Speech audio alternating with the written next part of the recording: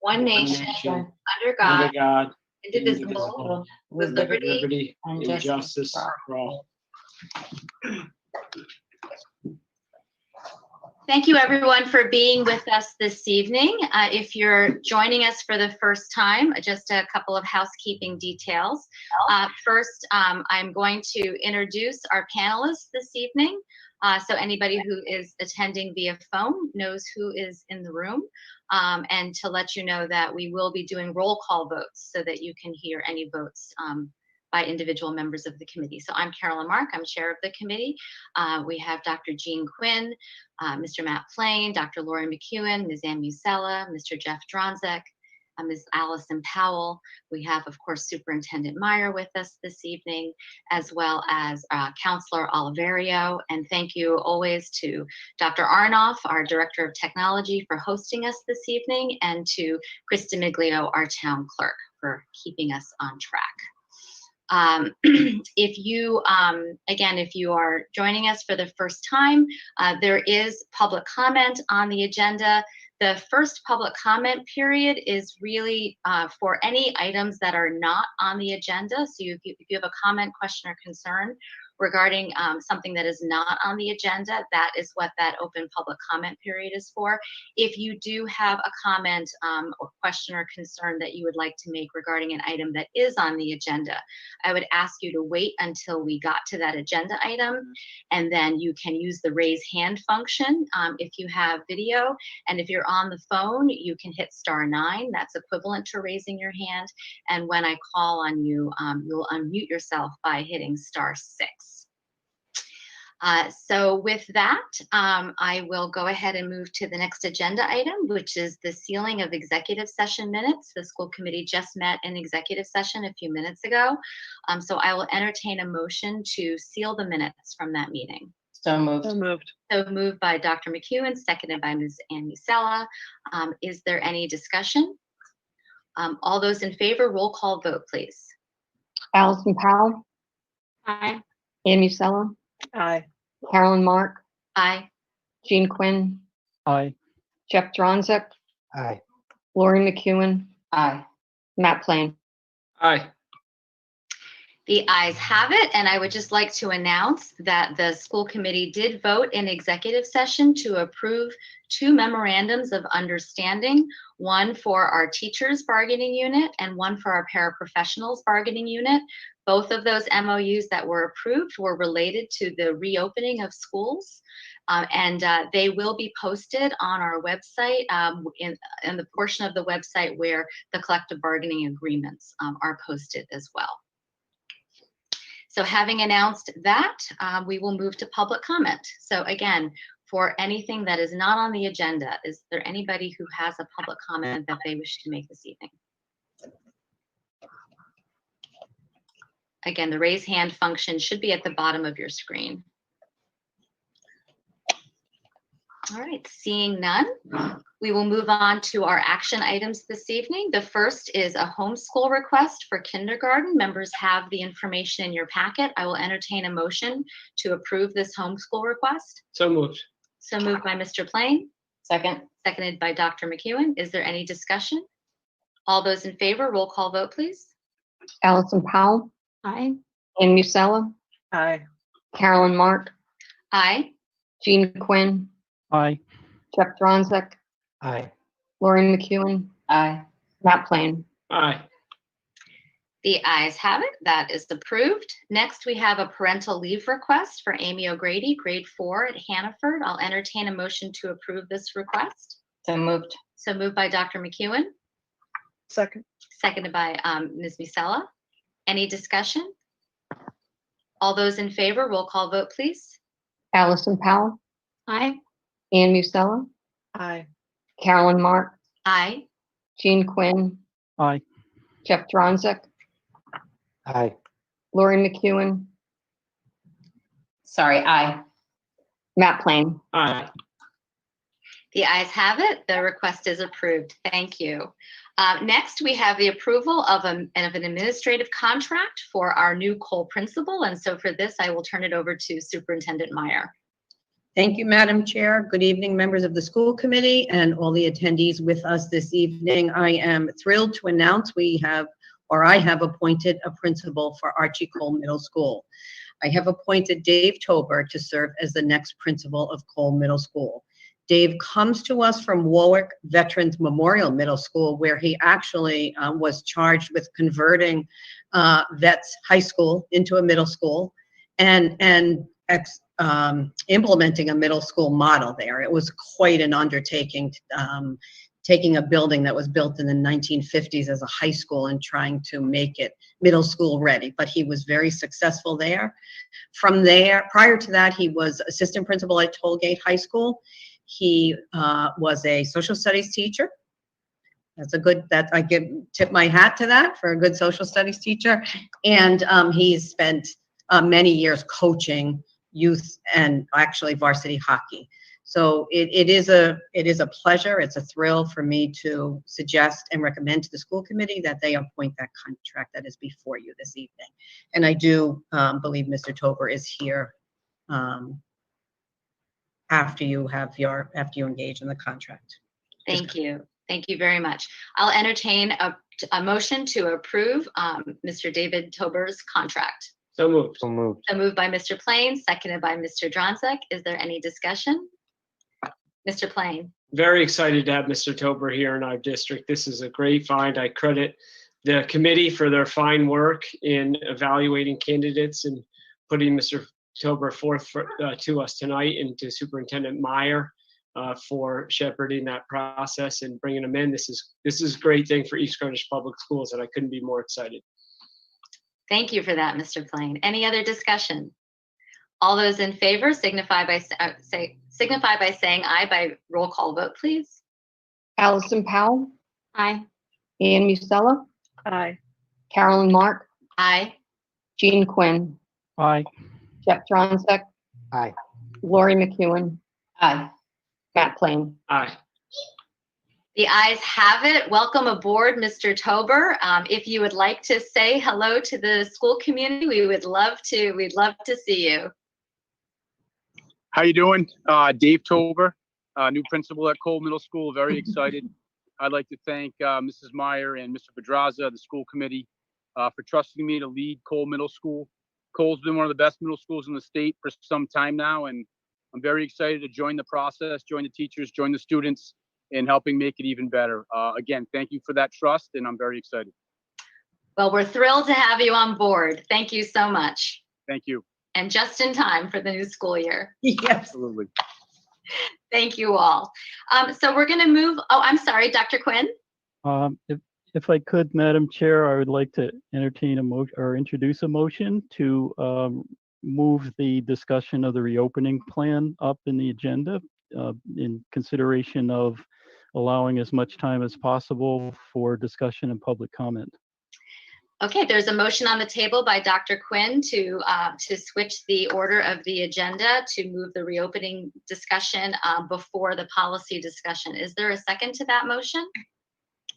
Okay. Seconded by Ms. Powell. Discussion? I don't have a preference one way or the other. So if that's what the body wants, I have no preference. Thank you for that. And I did discuss this earlier with Ms. Musella because we were kind of going back and forth. It sounds to me like the policy discussion may not be lengthy, and if it was, we would always have the option to table something and move it to the next meeting. But I feel the same way as she does. If it's the pleasure of the committee to switch entirely, just in case, we can certainly do that. So again, we have a motion on the table. It's been seconded. Is there any further discussion? All those in favor of reordering the agenda items signify by saying aye via roll call vote. Allison Powell, Ann Musella, Abstain. Carolyn Mark, Aye. Jean Quinn, Aye. Jeff Dronzek, Aye. Lori McEwen, Aye. Matt Plain. Aye. Okay, the ayes have it. So again, we just we want to be able to get to the policies. And we don't think it'll take that much time. So everybody just be prepared. We will try to get all of this in before the end of the evening. So, and we did keep the agenda pretty short. So we are ready to move on to the main reason why I think we have all the folks on the call that we have today. This is our day to discuss reopening after the governor's announcement. So with that, I will turn it over to Superintendent Meyer. Madam Chair, thank you very much. Members of the school committee, again, thank you for your opportunity this evening for me to present to you my recommendation for our opening schools plan. It says much about our community to see almost 300 people in attendance here this evening. We are fortunate to have an engaged community that has great pride in our schools. This journey that we've been on really started in March when we had to pivot, and that's one of our new words, right? Pivot to distance learning overnight and reimagine in a very short time what schooling looked like. In June, we were given some reopening guidance, and we had about almost 4 weeks to put together a reopening schools plan. As such, I must thank Ms. Powell as a school committee member and my co-chair in helping us facilitate that process, gather the work of the work groups, and think very, very deeply through this process. That has not stopped for one moment from that June 17th document that I have right here. That charged us with, June 19th it was, that charged us with the work that is before us. Initially, when we had communicated, initially when we brought the group together, there were about 75 people that I estimated that were involved in the process. I would say that that group has grown by a triple amount. There's been hundreds of people that have given feedback, whether it's emails from parents, staff, sitting in meetings. Our district leadership team has been nothing less than heroic in this effort because it's day and night trying to work on this. And from day one, and in the work that we put in our reopening plan, we said first and foremost, the health and well-being of our students and our staff was primary. So through the process, as you know, because I've come before you many times with different iterations of the plan and different feedback that we have gotten, and we have taken that work and modified it to the new guidelines and the new direction. In fact, as recently as yesterday, we had communication from the state about the facilities review. So what I share with you tonight is really a compilation of all of that work, all of that thought, many sleepless nights, many late meetings, and the feedback from our entire community, and really the creative expertise that we have pulled from one another, in the strength from one another. I would ask that Dr. Arnoff, if you could put the document up that says East Greenwich Public Schools opening schools recommendation, and then while that's up there, no, the other document, if you would. What is before you and what we have put before you from the first reopening EG public school plan and every iteration of it after that. Dr. Arnoff, can you do the one that says September 14th, September 20, not a calendar, but a one that has like a colored on the top? It's more of it's 3 columns. And as recently as last evening, connecting with Dr. Ranney and having a conversation with Dr. Silversmith just to, check my thinking again, and then spending another 3 hours this morning with the fabulous district leadership team we have here. I am recommending, consistent with the governor's recommendation of a staggered opening for our schools. Steve, Dr. Arnoff, do you have the other document with you? It looks like I can use this one, but the other document gives you more of a comprehensive view. I think we may need to give Dr. Arnoff just a moment here. There we go. Which one is it? It should say September 14th to 18th on the top, 21st to 25th, 28th to October 2nd. It doesn't look like that one you put up is more of a calendar. It breaks it down daily. If we have to do that, I can talk through that. And while we're waiting, I just want to also point out to members of the public that the two documents that Superintendent Meyer is going to be reviewing with us, they are on the homepage of the district website in the school committee remote meeting section. So everybody also will have access to these documents. That's it. So, and ultimately, any plan that we have put forward, whether it's, this iteration of a staggered opening or any of the plans, has been based on public health policy that has been provided by the Rhode Island Department of Health, references the CDC work, and the American Academy of Pediatrics. Every document that came out of the Rhode Island Department of Education was vetted by the Rhode Island Department of Health, and certainly at the leadership of Dr. Alexander Scott. So the quote that I have right above that document that says East Greenwich Public Schools, opening schools recommendation, this was taken from one of the first paragraphs of our EG Public Schools reopening plan.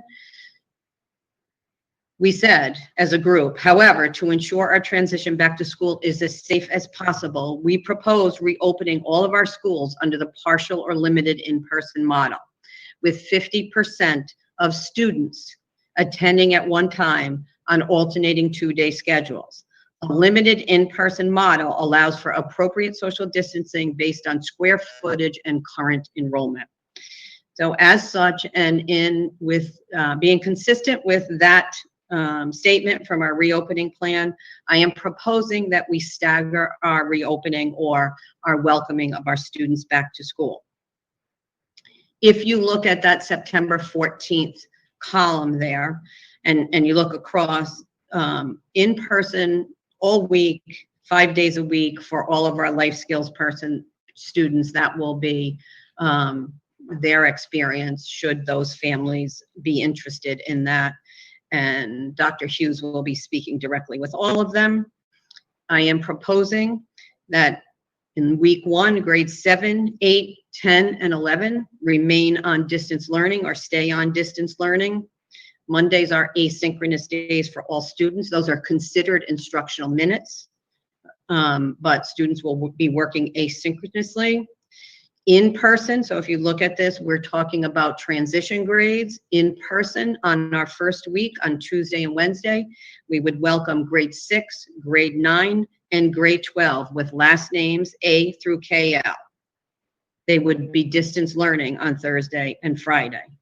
And then on Thursday and Friday, my apologies, we would again welcome the other portion of those grades, 6, 9, and 12, with the last name KM through Z. Those students would be engaging in distance learning on Tuesday and Wednesday of that week.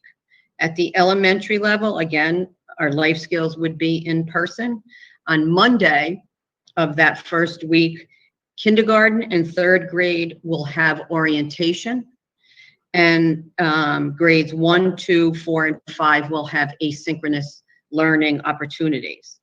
And then on Tuesday and Wednesday of that week, K5 would be our A through KL students would be attending, and Thursday and Friday would be distance learning. Please note that the star or the notation there, because there are some nuances with, classes and how they may have, there may be some differences with that split, with that alphabetical split. And then on Thursday and Friday, it's the KM through Z. With Tuesday, Wednesday, they would be distance learning. Pre-K would be attending school Monday through Thursday in person. Families with students who meet the vulnerable group criteria will be contacted to discuss the schedule and meeting patterns listed above.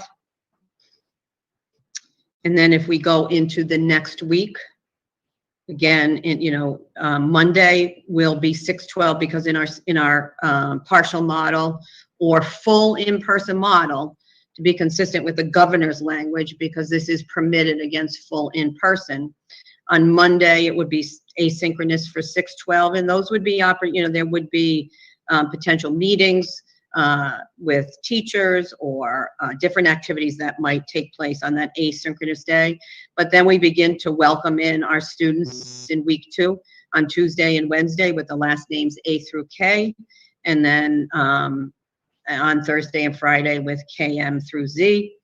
Elementary would remain on the asynchronous all grades Monday, and then we would welcome our students back Tuesday, Wednesday, Thursday, Friday in the alphabetical split.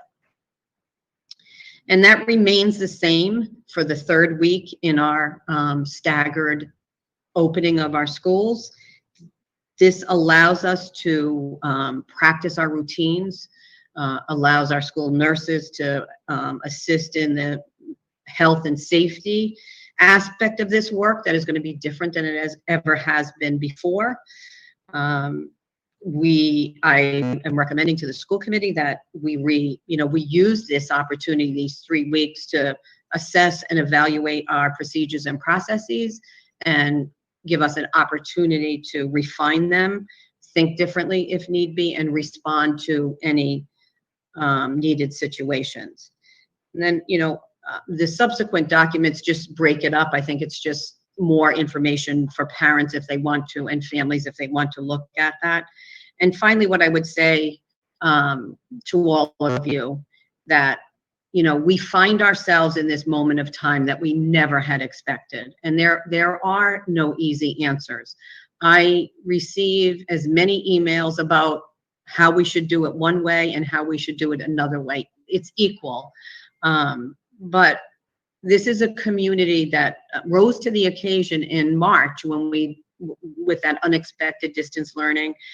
And I know that we will come together again to do this, to support our students, to support our staff, and to give every opportunity for what schooling can be in this moment of a pandemic. And I'm happy to answer any questions. Thank you so much, Superintendent Meyer. And I know what has been involved in getting to this moment in time.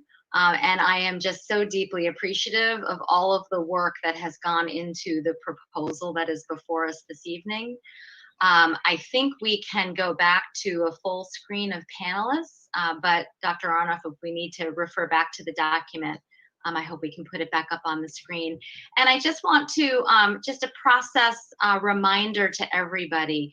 So the superintendent has put forward a proposal. I'm going to give the school committee every opportunity to discuss it. But before I entertain a motion, I will turn to public comment. And so if you have a comment that you'd like to make on the proposal, I will be sure to take that comment before the committee votes. I would just ask you to, keep comments as brief as you possibly can. But before we turn to public comment, I want to open it up to members of the committee.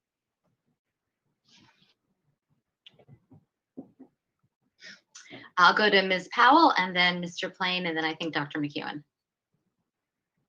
I just, wanted to thank Superintendent Meyer for this, for all of her work and all of her leadership throughout this incredible process. As much as the situation was terrible, I was really grateful to get to work so closely with her on the reopening steering committee and with so many members of our community and our amazing administration and staff. And just really wanted to emphasize, how much the committee tried to take into consideration not just all of the data and all of the outside pressures, but really listen to the needs and the concerns of every member of the community. I mean, just every possible stakeholder group you can imagine was represented in that committee. And I'm really pleased to see that despite some very strong, I think, words coming from the state level saying otherwise, that the recommendation is to move forward with what that reopening steering committee ultimately recommended, because it really was an enormous group effort with what was best for our entire community as its goal. And so I just wanted to say thank you again.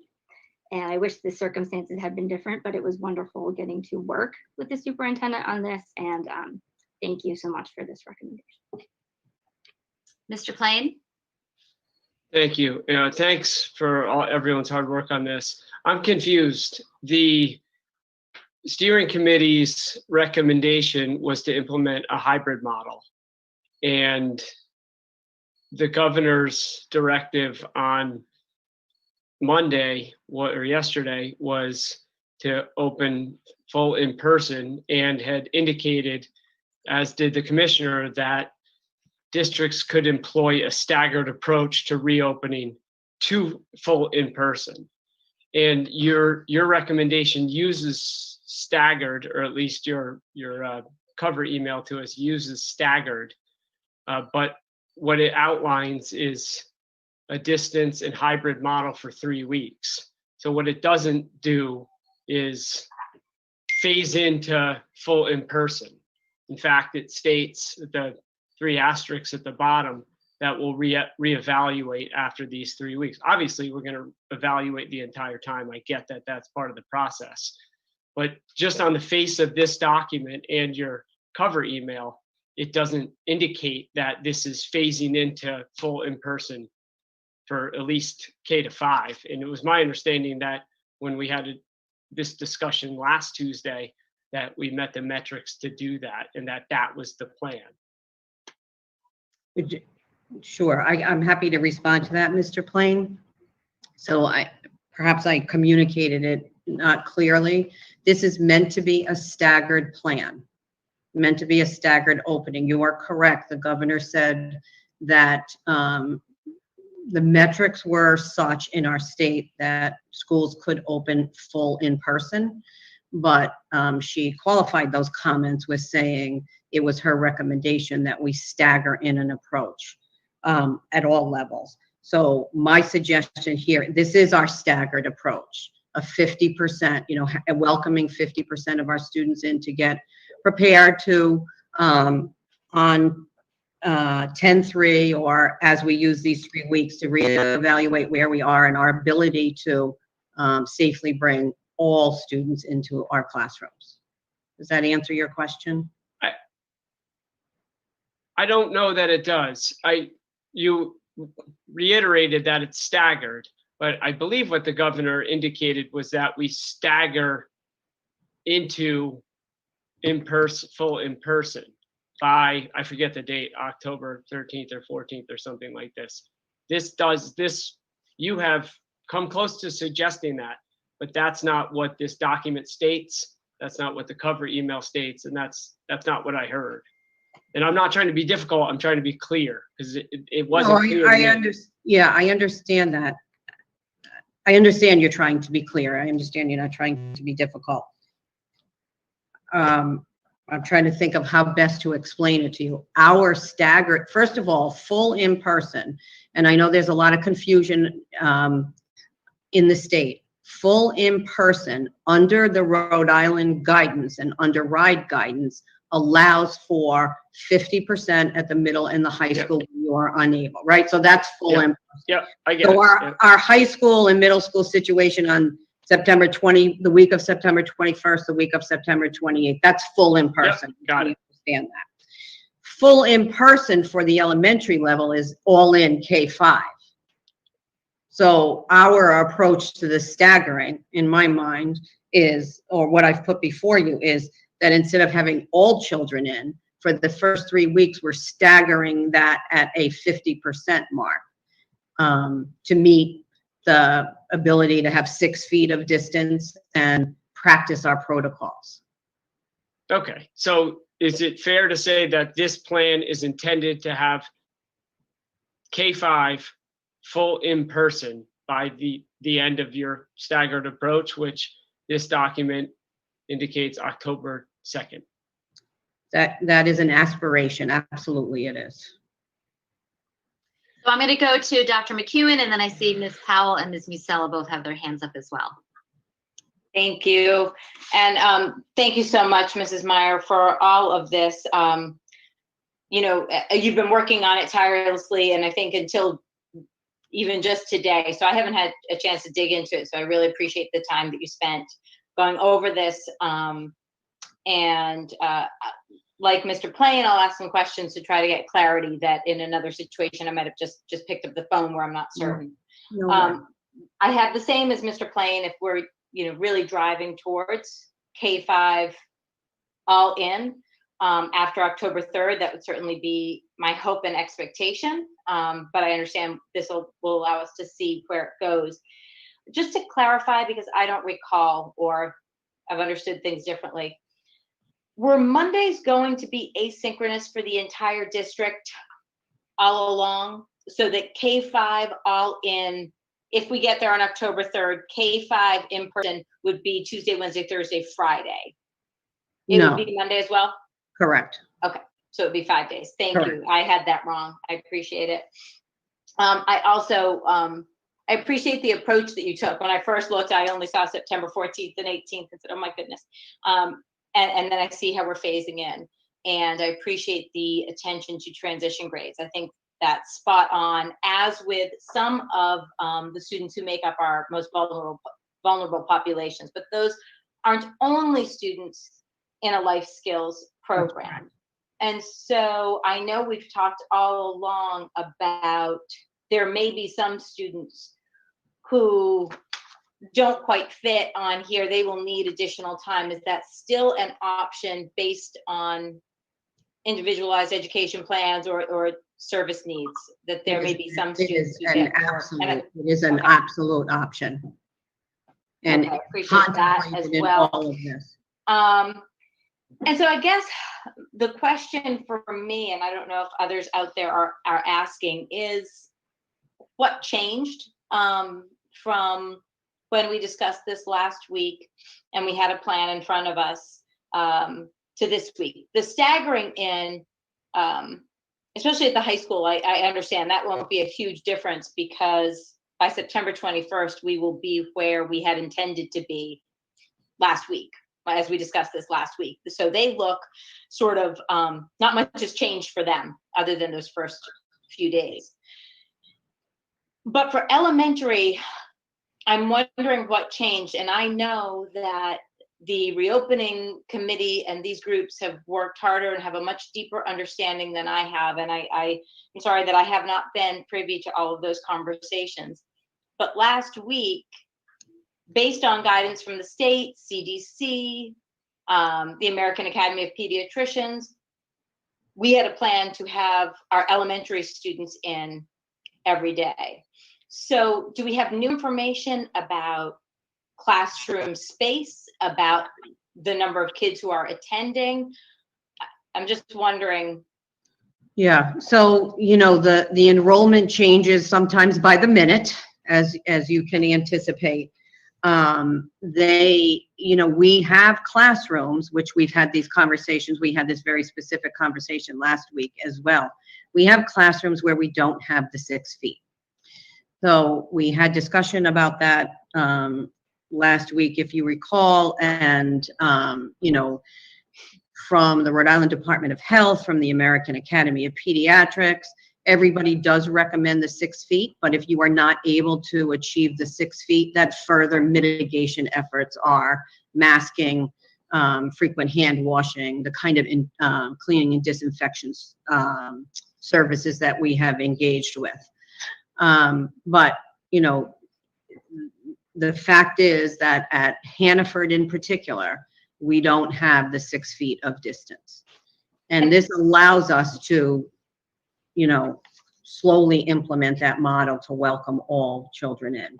And one of the things that I most appreciated from the numerous letters that we received from educators, people whom we should trust to understand how to educate students. Right. Certainly, we heard their own concerns and nervousness for their own health, but more than that, we heard them talk about what good pedagogy is and what good instruction is. And and advocating for less crowding so that there can be better instruction.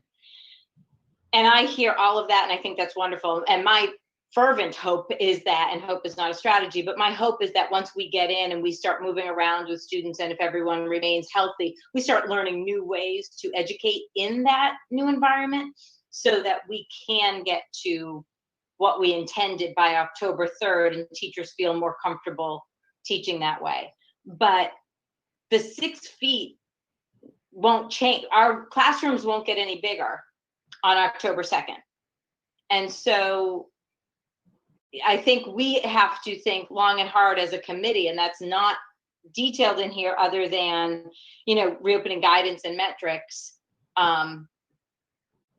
and understanding that there are things that we'll be looking for to know if we can open, and we won't suddenly get additional square footage in classrooms.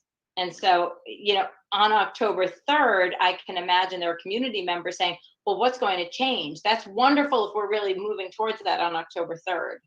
But I have reason to be concerned that if one of the reasons that we are moving to this hybrid staggered model for K through 5 is to give more space and get to 6 feet apart, then we're never going to get to those full classes on October 3rd. And so as we as a committee take action on this tonight, I think it behooves us to be thinking about what we'll be looking for in 3 weeks. And so that's why I asked what had changed.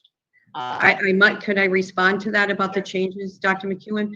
So, you know, one of the expectations about eating lunch is if you're eating in the classroom, in order for masks to be taken off, there must be 6 feet, right? Okay. 3 feet.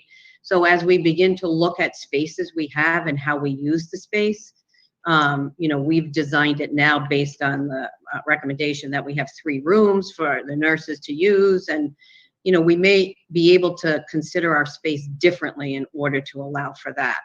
That is an example of what might change. And my final question comes, and this came up in some letters that we received from teachers, is about what it will look like for students who are not in the classroom. So my imagining, and what I would promote for our middle school and high school students, is that the time that they're not in a classroom can be time doing small group work online, or even in person, say socially distanced with their friends for kids who can drive, that they can be doing deep learning projects, authentic projects. They can be self-directed. And I think that can happen, you know, even 4th, 5th grade to some extent. We see kids doing really great self-directed learning or small group learning. But, and I appreciate that you've got pre-K in here fully, but K1, 2, I just have really, really strong concerns, as I'm sure you and teachers and definitely parents do, about what is going to happen in those primary grade levels when they are not in school. Now, I'm hoping that on October 3rd that changes, and they only have 3 weeks like this. But it is a serious, serious, serious concern. The marker of student success, one of the greatest markers of student success, as you know, Mrs. Meyer, is whether or not students are reading on grade level by grade 3. They are learning how to read until then, and after that, they are reading to learn. And I have, never mind mathematics foundations, etc. I have real concerns about kids who cannot be self-directed learners. So my question is about and I have real concerns about kids sitting down as we are now and trying to look at a live stream. You know, we're not having kindergartners. It's not good for teachers, and it's certainly not good for young kids. So can you tell us what that will look like in the next few weeks for those kiddos? So, you know, as you know, we have probably 2 to 23% now of our students that have selected distance learning. So those, we are obligated to those children as well. So children, if you think about that group that will be engaged with their teachers in that setting, that's maybe you can envision it that way. Because we have, as I explained last week, some students that we have some dedicated classrooms that are solely distance learning at the elementary level. And then we have students that we have dispersed between and among the classrooms. It's just a numbers game. that we don't have enough staff to hire a specific distance learning teacher for that. So it's our anticipation that, you know, we have purchased document cameras and we have purchased webcams and microphones, and teachers some of them have already been practicing on how that would look. I don't know if you've seen Bitmoji classrooms yet. Yeah. You have, and they're beginning to use tools like that. We are implementing Seesaw as a learning management system for our K2, for our youngest learners. And they will be, you know, everybody will be using Google Classroom. Our elementary English language arts curriculum, the EL, along with the Envisions, are all digital digital versions. In fact, EL came out with a free Flex curriculum that has all, digital, even the trade books are digital. So we will be employing our curriculum in that manner. But you're right.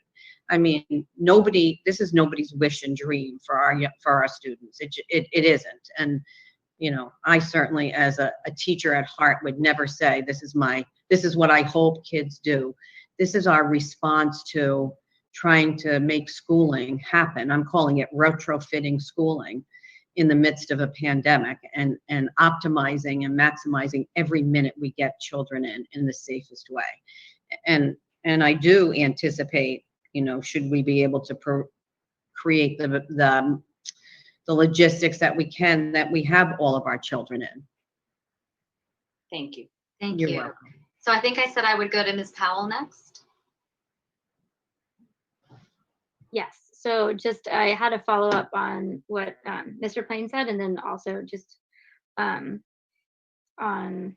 what Dr. McEwen said. So my question that was a follow up was just, so the deadline that the governor gave was, you know, the second week or whatever of October 13th or 14th, and the plan that you outlined stops at the 2nd. So I read that, and I maybe should assume, which is why I'm asking, to mean that in the next week or two after that, we would be possibly like adding more students just to see what our capacity is. I know a lot of the concern that we saw is just, you know, everything that is reopening is reopening at a lower capacity just to sort of test the system.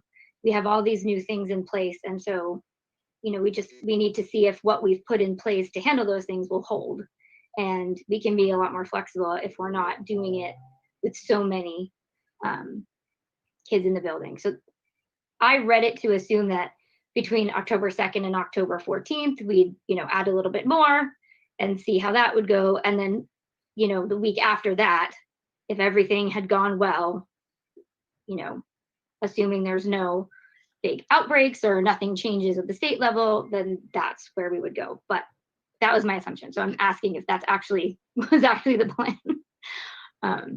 Yes, it is. So yes, it is to reevaluate where we are, test, as you said, test out our procedures and processes, and, you know, as I said, plan to bring all students in based on how we can navigate and see what our space needs are. Ms. Usella. I just want to reiterate the thanks and the understanding of how difficult all of this is.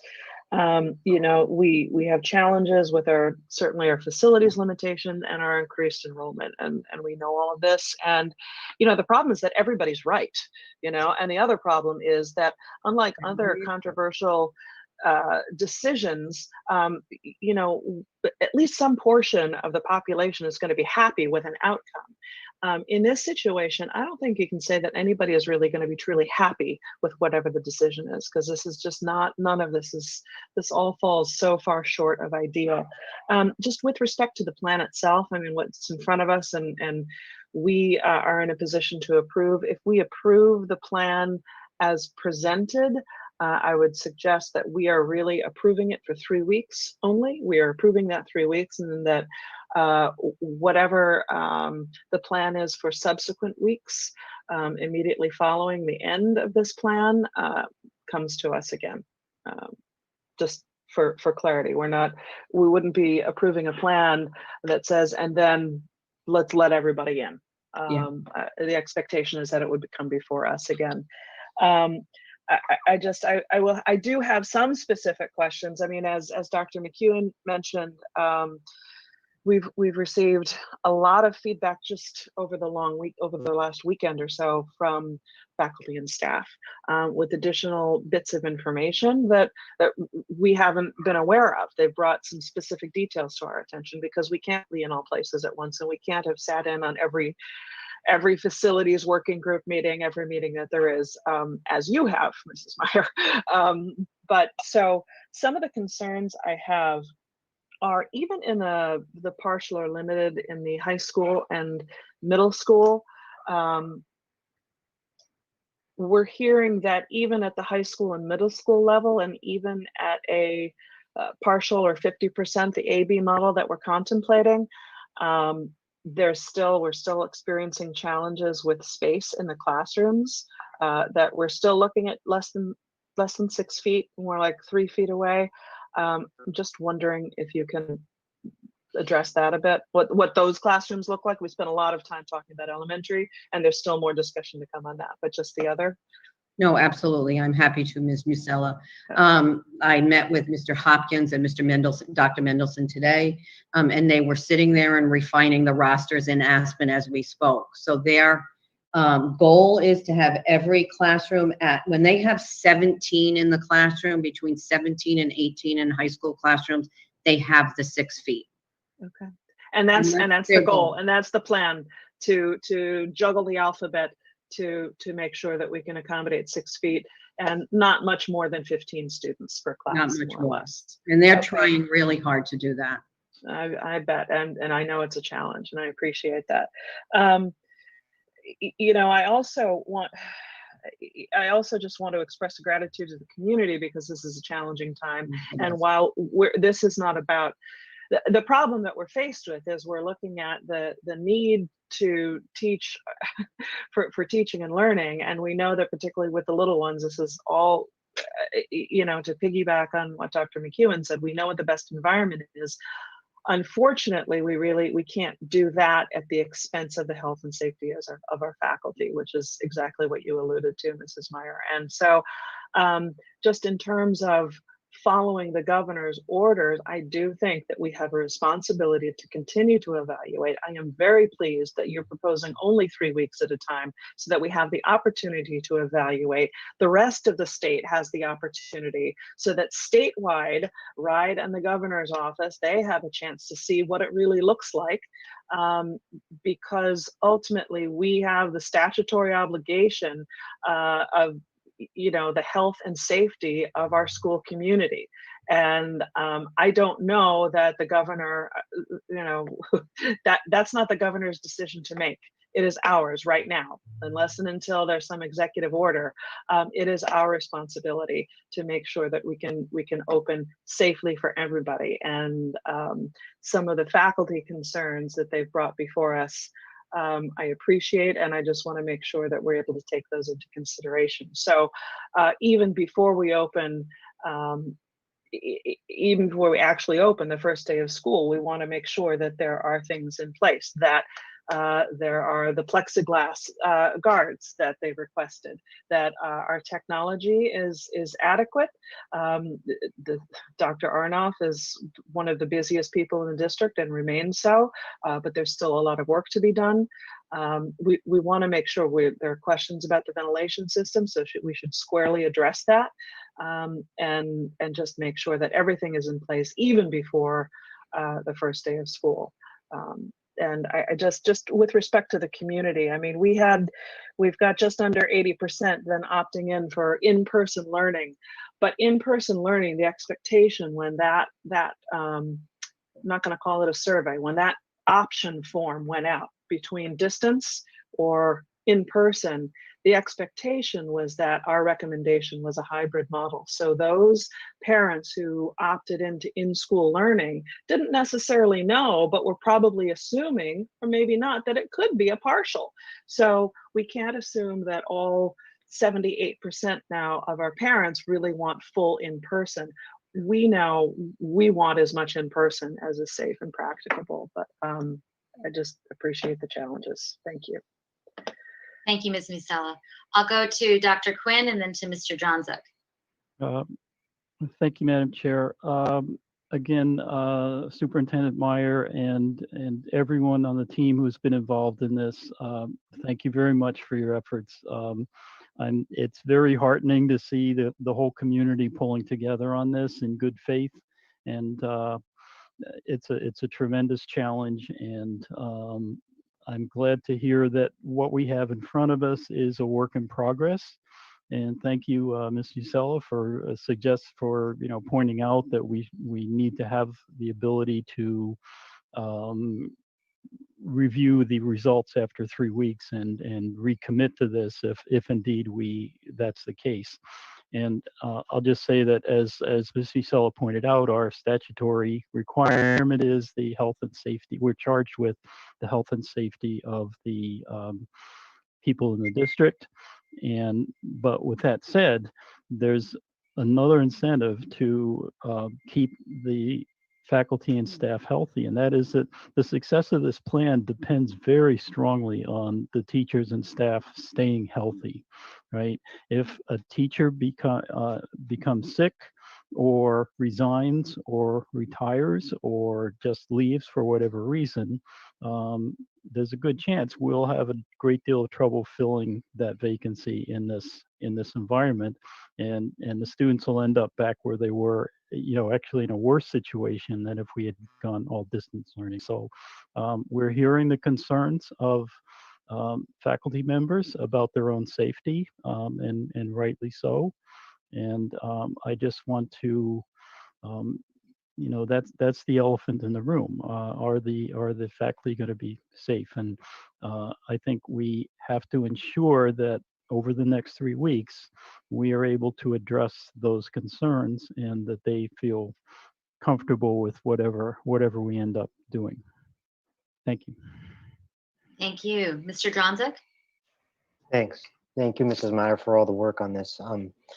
The first thing I would say is I think the one thing that the community needs to understand, the one key and reason why staggered start is extremely important is that every single aspect of a day that your student goes through is going to be different than it's been in the past, and significantly different.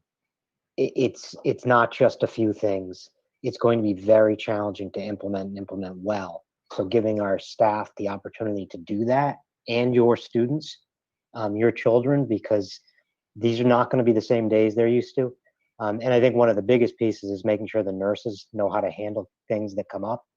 And that is not going to be easy if you have a full swarm of kids right out of the gate, because they have isolation rooms they have to watch. They have regular nursing duties to deal with. So I think staggering very much helps. There's also a chance that when the state walks our buildings, they create some new things that we have to change. The checklist is pretty straightforward. We're going to pass most of it without a problem, I'm sure, because a lot of it has to do with protocols that are already in place, cleaning and PPE and stuff like that. But the ventilation pieces could tell us 3 classrooms can't be used the way we want to use them, and we have to move things. So having that opportunity will be helpful. And I'm not sure East Greenwich has even been scheduled for theirs yet, so there's not a lot of time. And once they are scheduled, it's about 2 days till you know what the results are and what changes you have to make. Then the one thing I would like to see, and I think it would give some confidence to the community of our plan, and in my opinion, confidence to us. We've got staggering makes a ton of sense, but if we keep saying we're going to keep reevaluating, we do need to keep reevaluating. But if we don't have an end game, I think we're making it difficult on families. So I think if we could get the commitment that on 10-3, or maybe it has to be 10-10, but within that 4-week time frame that the governor recommended, we are going to be full in person, barring issues. That buys us the leeway to make changes if we need to make changes. That buys us the leeway to say it's not going to work. We're going to have to stick with this hybrid approach. But at least gives people the commitment, ourselves included, to say, this is our plan. This is what we're doing. It doesn't stop any ability to reevaluate, but I think it gives people a better understanding that that is the goal. Otherwise, I feel like it sounds a little like we're wavering. And then that's just going to lead to more of this discussion every single day for the next 3 weeks, 4 weeks. And we're going to have the same battle, except for we're going to have a little more information. So I just think that might help. And even if it's going to take that 4th week, at least that's our commitment. But that's part of what we're voting on, part of what we're committing to. That would make me more comfortable in saying we've got a plan. We can always adjust that plan. Because the other thing is, when you think about 3 weeks and then we're still thinking about it, it's going to take a week and a half till we even have an idea if it's working. So now we're going to be giving parents maybe a week at best to know what the new plan is. So I think if they at least strive knowing that, and people will know right away. We'll know 10 days in if it's not working, and the community will know, and parents will know, and they'll be able to evaluate their own kids. You may find people that go in and say, wow, this is not the experience my kid was expecting. I'm putting them back in distance learning because they're not getting what they need out of it. So that's my view, just my opinion on it. I know this is an insane amount of work, and it's nonstop, the changes. And the one other thing I would add is, at the very end of this, no matter what decision we make, there are massive negatives to all of them. There's no good answer here. There's no perfect solution. I think Mrs. Musella pointed that out. There are going to be negatives on both sides, and they go in all angles, whether it's educationally or whether it's health-wise. It doesn't matter. So we got to make a call at some point to do our best. Thank you, Mr. Dronzik. I'm going to go to Dr. McEwen and then back to Mr. Plain. Thank you. Just a couple of questions. First, I agree with Mr. Dronzik. If we take action tonight, I'd like to do it with a firm understanding that we're moving towards something and that we're very clear about what it is that we're moving towards. But I wanted to clarify a couple of things. Again, when I asked what had changed, and we talked about, wanting to get 6 feet.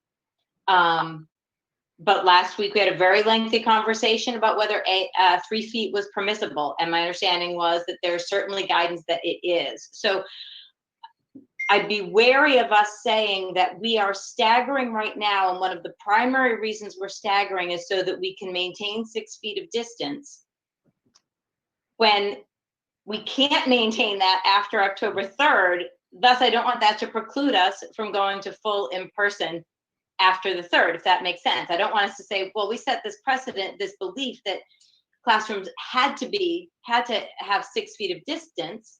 So we have to therefore stay, with this model for the entire year. So I feel like we need to put that on the table as a committee, that we are looking at a staggered approach. We want to see if our protocols and processes work. We want to give teachers and students a chance to acclimate to the buildings. We want to get regular reports from facilities, from our administrators, from teacher, parent, student surveys. But we're not basing this simply on a certain amount of footage, because that won't change. And then there's no point in having a conversation after the 3rd. So Dr. McEwen, I'd actually like to jump in on that.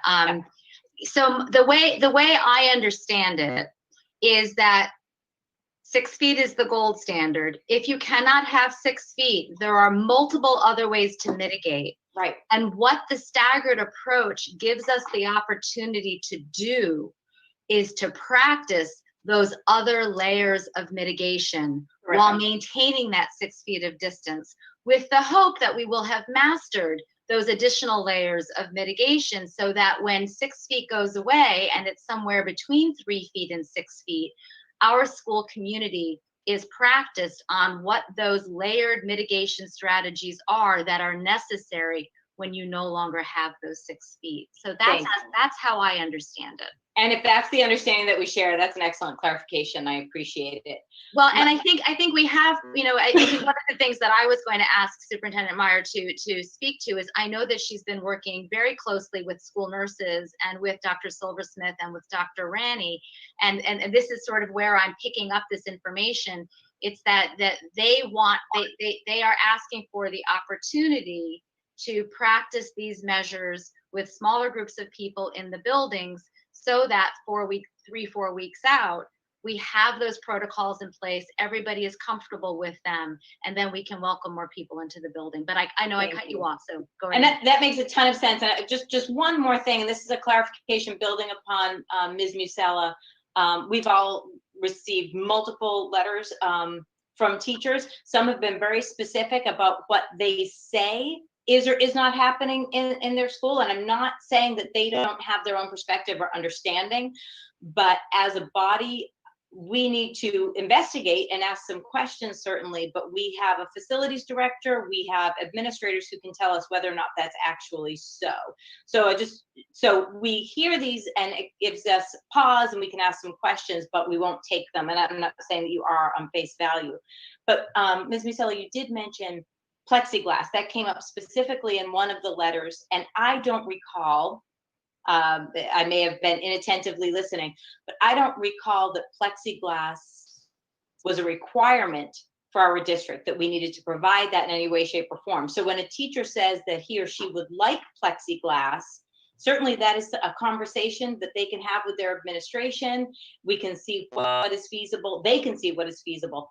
But I wouldn't want us as a body responding to every concern that comes in from individual teachers, not as their union, and saying, oh, we might make that happen. And I'm not saying that you necessarily said that, but I heard something about that and just wanted to clarify. So did you want Mrs. Meyer to actually address the plexiglass issue? Or no, I wasn't sure. I just want to be sure that we are following the recommendations that our administration understands, and that when we get one-off requests or concerns from teachers, those go through the correct venues. Thank you. Could have Thank said you it for more succinctly. Thank you. Dr. Quinn, did you have your hand up before? I'm sorry, I may have lost track. I've been engrossed in the conversation. So I've got Dr. Quinn and Ms. Musella with their hands up. I just put it up. I think Ms. Musella is next. Okay, thank you. Ms. No, Musella. I just Dr. McEwen, I think that's a fair point, but I do think that the only opportunity that we have to really discuss this is in a meeting. So that's also why I wanted more meetings so that we could really fully vet this, because I'm just not willing to sacrifice the health and safety of our faculty, and I just want to make sure that we are doing all that we can to ensure their safety. It's a balancing test, unfortunately, because that's what we're in the position of doing, because our space is limited and there's only so much we can do to mitigate risk. So just I don't want to sort of fly off and react to every one-off comment, and I don't think that's what I'm doing. What I'm saying is there has been some information that we've not had, and we do need to be able to discuss it. So that's just really my point. I can respond to the plexiglass. Sure. Plexiglass is due in on Thursday. We bought a certain amount of it. You may recall at previous meetings, I said we have face shields for every teacher, along with masking. So really, if you look at it from a safety perspective, that may be preferable to have the face shield rather than just the plexiglass. But we have opportunities for people to seek, put a request in should they want that. Thank you. And I do think I might have missed Mr. Plain. So let me go to Mr. Plain and then I'll go back to Dr. Quinn. You got that from my hand motions? Something like that. Thank you. I appreciate it. Just concur with what Mr. Johnzik and Dr. McEwen said, and thank you for the clarification, Carolyn. That really helped. I still think this plan, if you weren't on this call, you weren't one of the 345 people on it, you pick this up tomorrow, you'd be confused. I'm still confused reading it. It looks like it's promoting a hybrid, it's going to be a hybrid model. We're implementing a hybrid model. In absent something changing significantly, to Dr. McEwen's points early, we're going to be in a hybrid model. But based on the discussion, it sounds like we're doing this for very good reasons, for sound pedagogical and safety reasons, to phase kids back in and to eventually go to full in-person. That is the plan. We all know that things can change. That's abundantly clear, not only by our circumstances, but by the guidance continuously. In order for this document to be clear so that our consuming public and our families can get an understanding of what our actual plan is, and not our hope or aspiration. But we should strike, I believe we should strike the quote at the top of the document. That quote pertains to a plan to have hybrid learning for the year. And I don't know that the whole quote is applicable given what we've learned since that was put on paper back in mid-July. And at the end of it, where we have our triple asterisks, rather than say that we'll for after 10-3 will be reevaluated, we say that after 10-3 we will work towards our version of full in-person, which is K-5 5 days a week, and the hybrid model 6 to 12, and then the different populations coming full day. We say that's our plan to start phasing that in from 10-3 to 10-14, whatever the date is. Of course, we can also put something similar to that last statement that says we'll constantly reevaluate circumstances based on reopening guidance metrics and the district's abilities. We're going to do that anyway. We have to do that anyway. We don't have a choice. But to be clear, if our plan is to go from this staggered approach to in-person, knowing that things could change, if we revise somewhere along those lines, that would be clear. That would also be something that I could support. I think it's consistent with what at least some of you folks seem to be supporting. And then obviously as we go, we'll reevaluate and see what we learn and do the best we can. But that's my suggestion, to revise this so that we are clear with our families. Thank you for that, Mr. Klein. And I think that when the time comes for someone to make a motion, we can make sure that the motion is specific to that, and that all public documents reflect what is approved in the motion. So let's be thoughtful about how we word it when the time comes. I'm going to go back to Dr. Quinn now.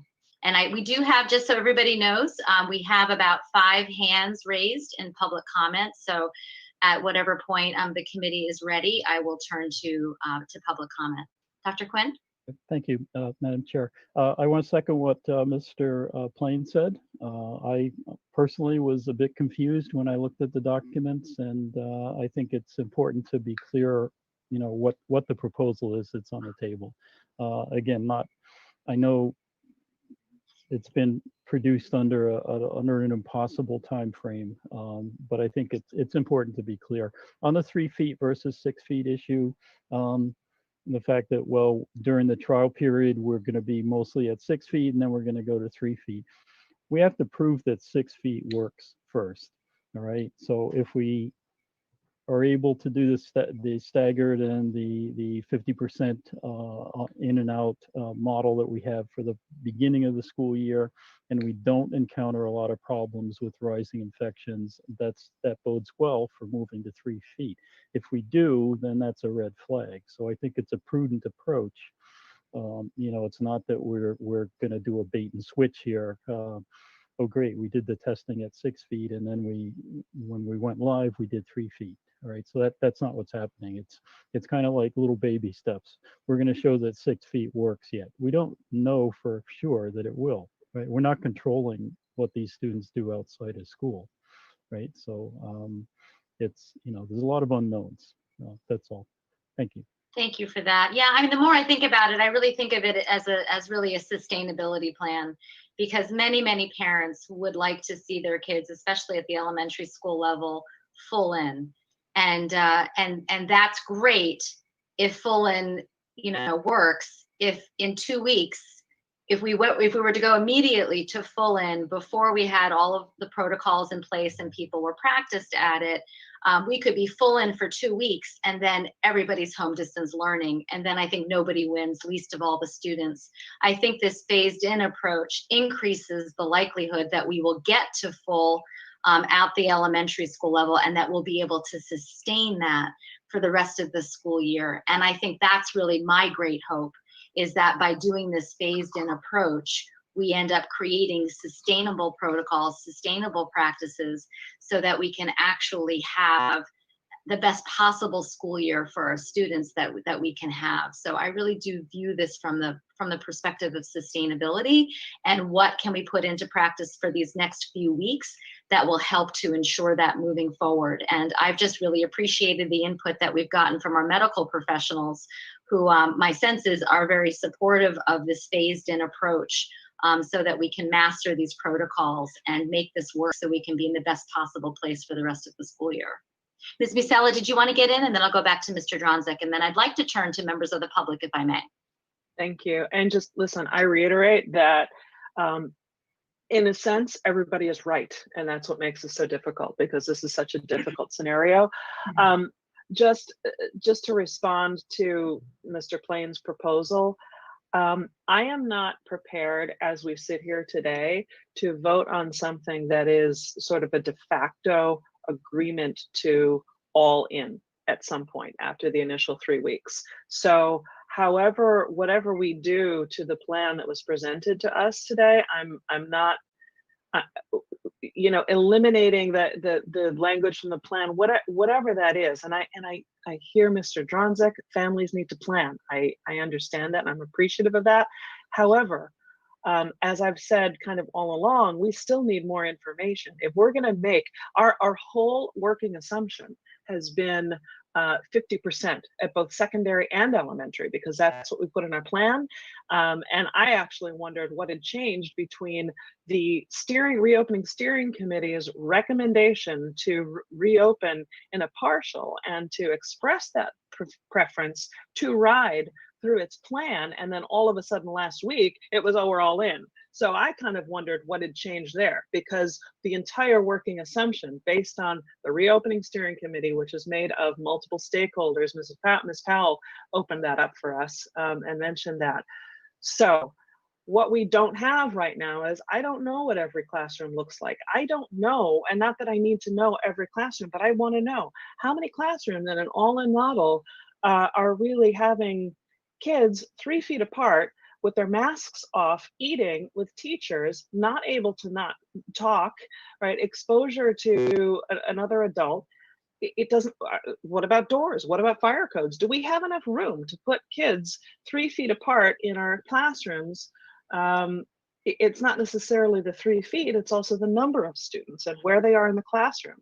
Can we do it without violating fire codes? I don't know. And those are some of the questions I have. So as we sit here today, I don't want to put off approving the plan that was put before us for the next 3 weeks, but I am not prepared to approve anything that that authorizes anything beyond that. Thank you for that. So Mr. Dronzek, did you have your hand up? Yeah, I just wanted to clarify something on the setup with the distances and that piece of it. I am not a doctor or a building expert, but I've been in an absolute ton of these meetings on buildings and ventilation and talked to the medical professionals. And I think we got to make one thing clear on how this works. The absolute goal, and this is from both the medical doctors and people like Dr. Bromage, who's the expert who's the state's using for ventilation, is that it's a three-pronged approach. The number one absolute prong is wearing a mask. If you can keep 6 feet, that's great. If you can't, wear a mask. Keep the distance as best you can, as close to that. That's where the 3 to 6 comes in. And then the third prong is ventilation. And you need the proper ventilation, which is what part of these walkthroughs are supposed to be for. But the absolute standard is to wear a mask. After that, everything else becomes aspirational. And that is from all of those calls, all of the experts. I've been on the walkthroughs as far as the new ones that were set up yesterday. That's what their goal is. That doesn't mean you throw everything else out the window, but you try your best on everything. And if the masks are being worn, that's handling the issue the best. Again, it's three-pronged approach. You try to do all three, but your number one thing is the mask. And that has been consistent. The last thing I would just say, we have a superintendent to make a recommendation. She's made one, heard some feedback. I guess I think one thing I would like to hear before we finalize is which version would be her final recommendation? Because I'd like to try and do our best to follow what she would like, but I do think the clarity really helps, and I'm curious if that would be agreed. She would agree or not agree. So, Mr. if that can Dronza, come after public comment. I'm just curious. I'll defer to you, Madam Chair, if you would like. Go right ahead if you'd like to. Mr. Dronza, so just so that I'm clear on what you're asking, which version with regard to what? At the end of this If 3-week tiered system? Mr. Plain had suggested a way of setting it up, Yeah. would you be comfortable with that? I would be. I'd like to refer back, think of his language again, but what I think I understood him to say was that this is our staggered approach.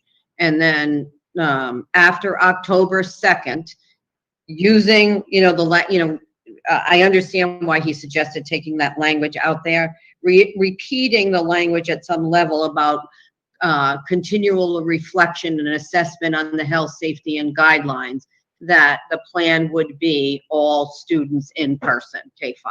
Is that what you want? Well, I think that's generally it. He could speak for himself specifically, and I think that fills in the idea of having some clarity, but also going back to something Dr. Quinn has said on many occasions, data is going to continually change. So I think we're always going to be reevaluating it, which also means that, as painful as it might be, we're probably going to have to, at some point this evening, plan to schedule additional meetings in September, because we're going to have to be evaluating this. So I think our next meeting's on the 15th. We're not going to know anything yet.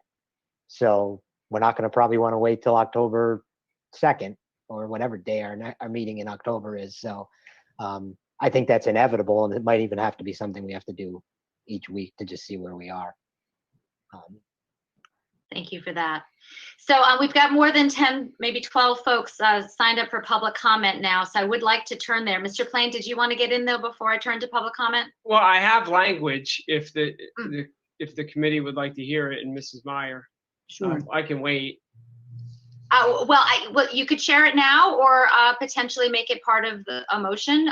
Yeah, we could. I'll share. Folks can cogitate, listen to public comment that might influence. But I suggest, again, striking the opening quote for clarity purposes. Yeah, point well. And then at the bottom, having a phrase, something to the effect of, contingent upon its ability to meet or continue to meet applicable health and safety directives after October 2nd, the district shall begin to implement plans for its full in-person learning by October 14th. After that, the district shall adhere to its continuous obligation to evaluate its ability to continue to meet all applicable health and safety guidelines and directives. Thank you. You're welcome. All right, let's go ahead. Thank you very much for that. So let's go ahead and turn to public comment. The first person we have is, I think it's Justine McKechnie. Did I get that right?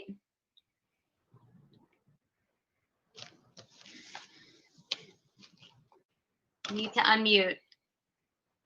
I'm so sorry. I think my toddler pushed the button. Sure, blame it on the toddler. I'm really sorry. Go right ahead. And I will say, since we do have quite a number of people lined up for public comment, I would very much like to ask everybody to just be as brief as possible. Thank you. We appreciate your input.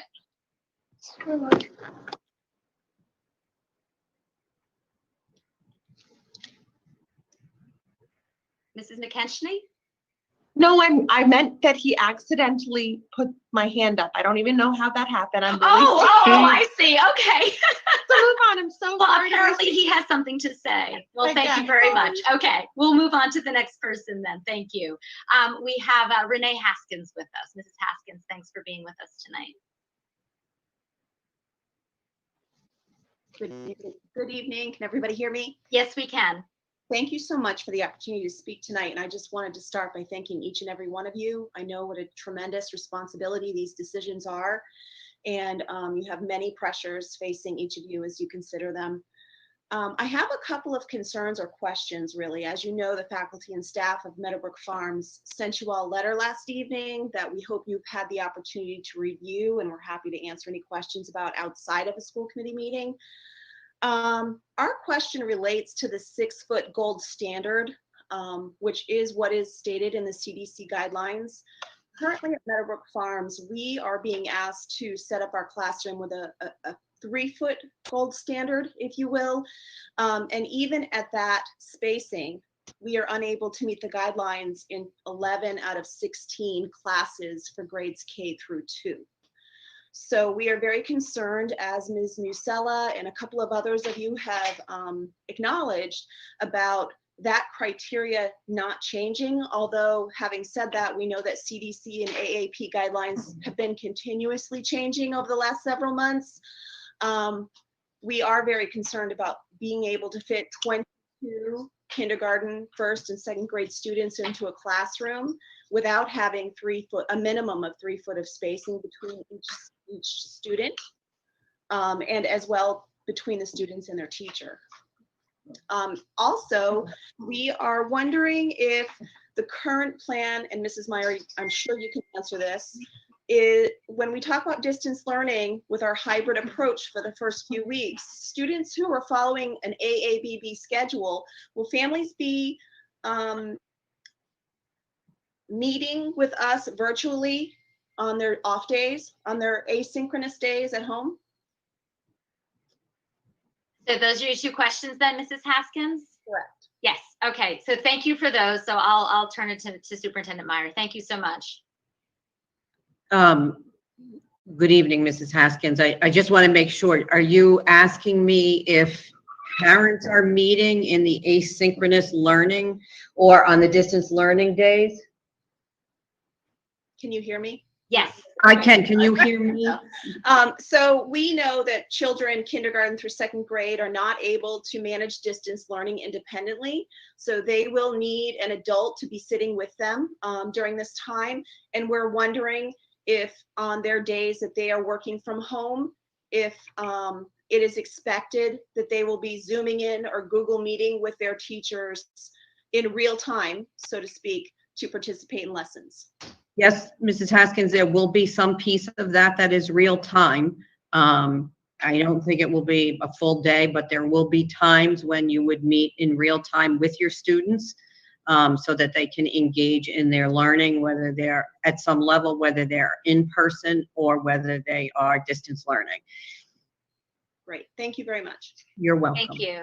And again, just to reiterate that the staggered approach will give us an opportunity to assess classroom spacing and our ability to meet the guidelines in order to continue with the phased-in approach. So that's precisely what this staggered approach, I think, gives us the ability to do. So I'm going to turn next to Ina Land. Evening. Thank you, everybody. I just have questions.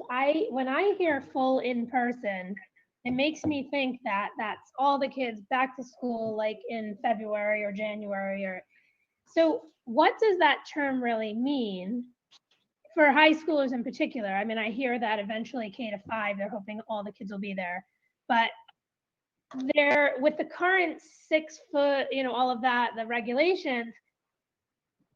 Does the commissioner, is she and the governor, are they saying that by October 14th, 100%? Or how is full in person 50%? That's what confuses me.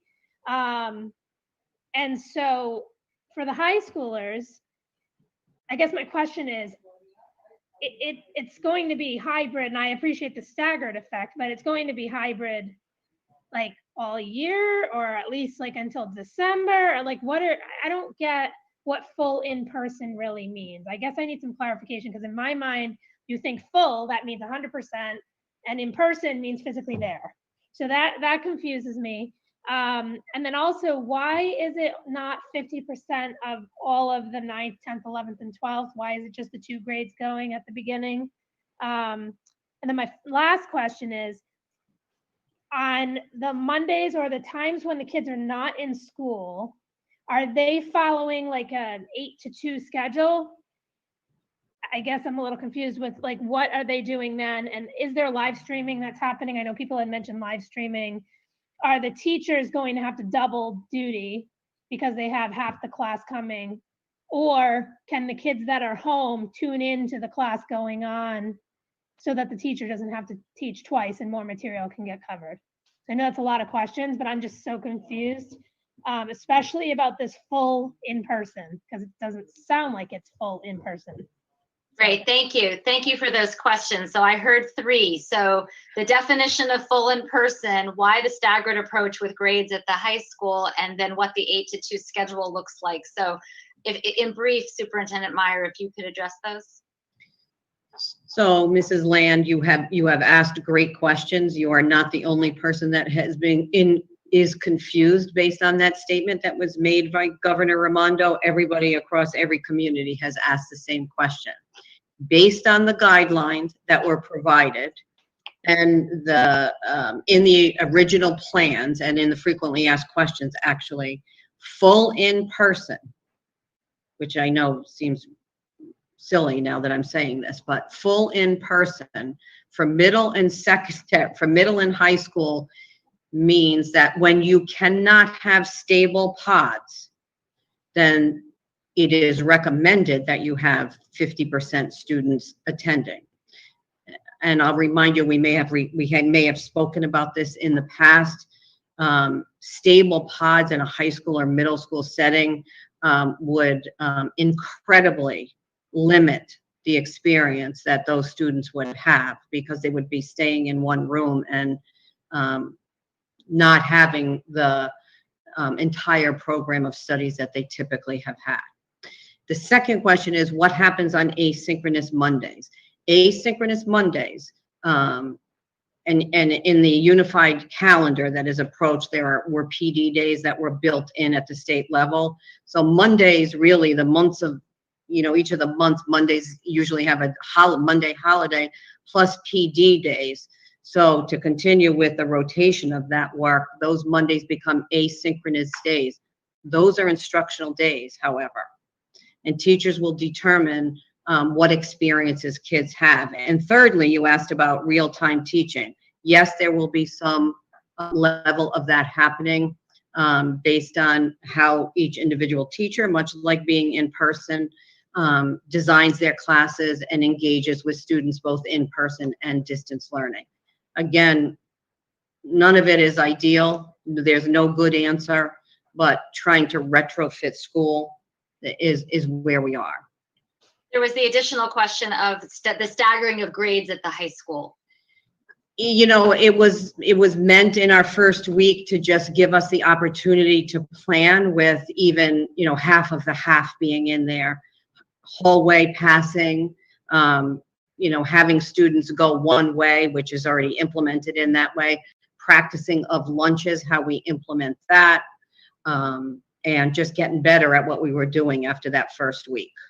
And supporting students that are transitioning from one school to the next, since it's a that was the other piece, of course. And our 12th grade and our seniors, because that they're getting ready to transition as well. But we want to keep them as long as we can. Great, thank you. So I'm going to move on then to the names are not always complete on the screen. So I think it is it Purnima is what I see. Hi, yes.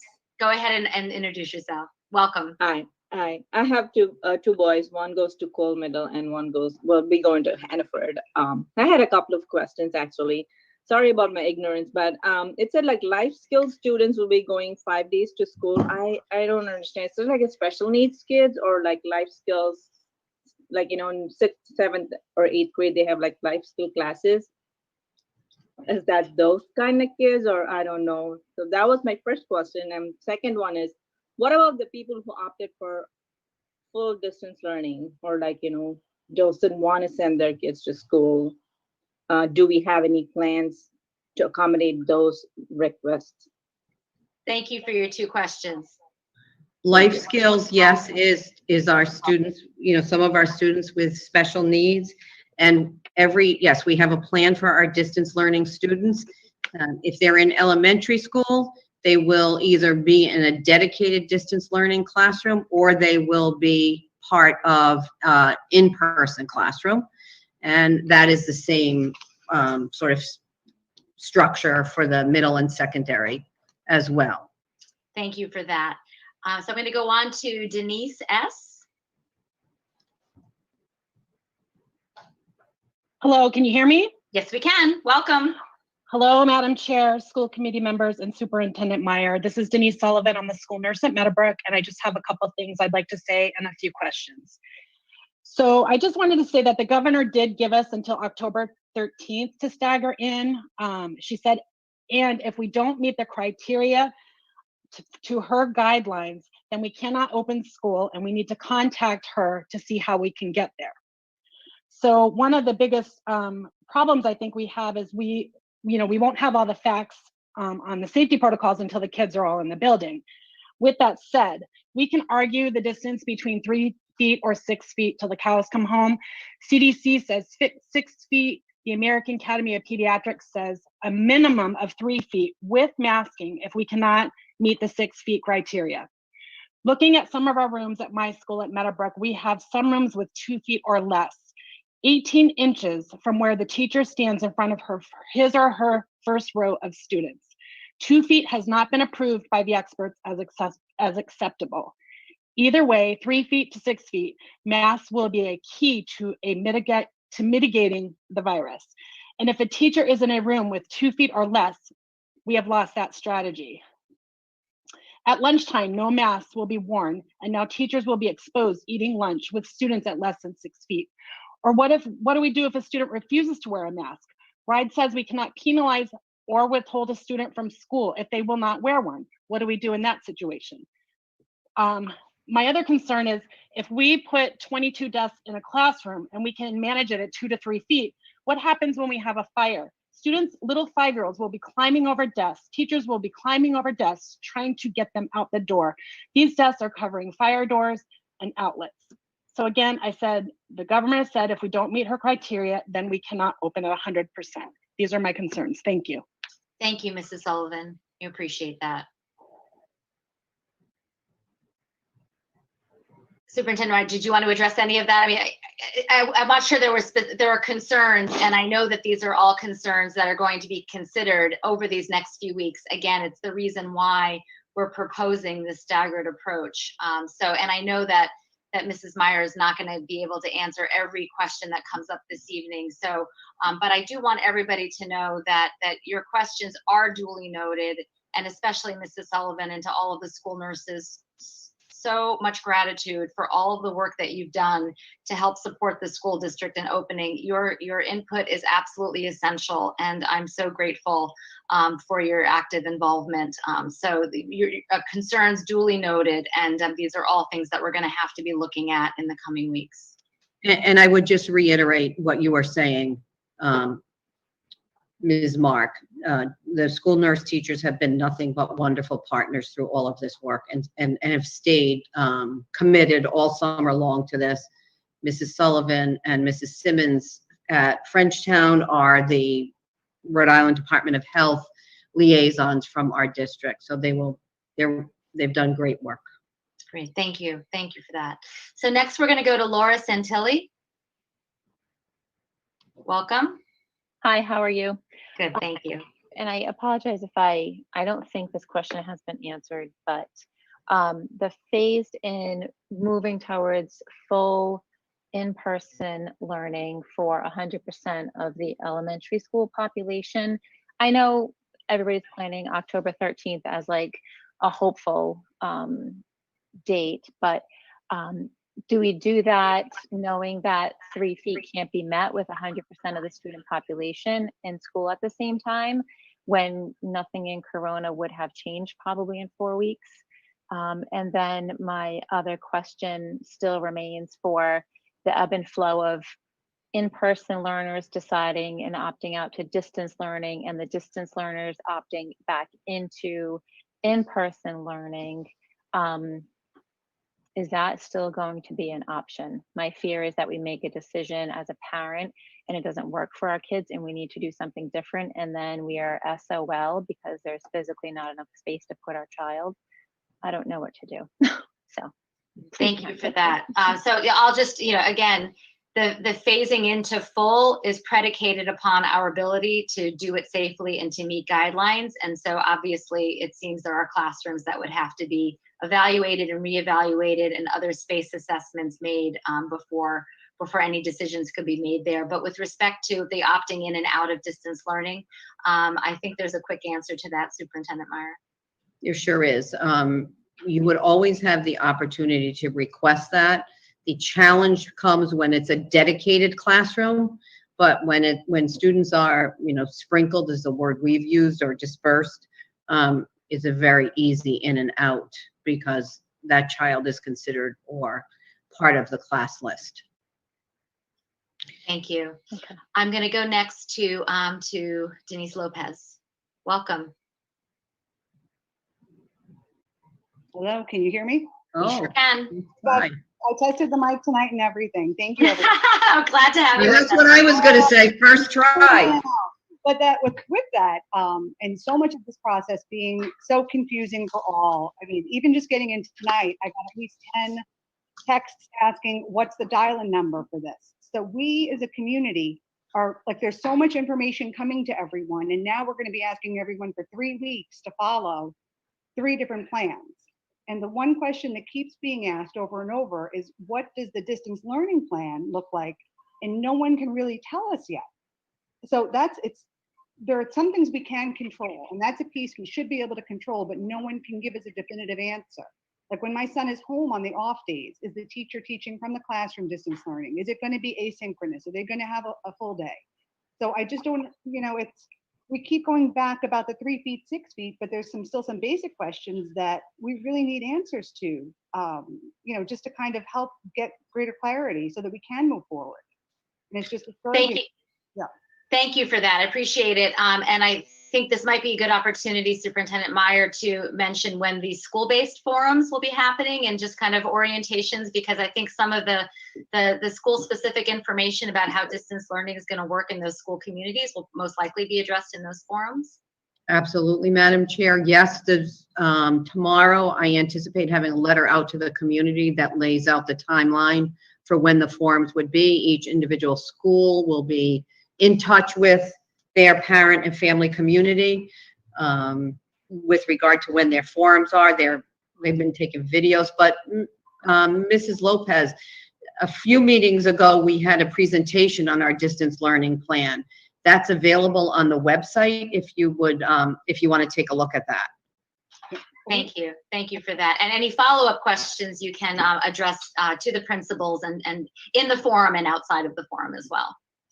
So I'm going to go on to Sharon Sidlisky.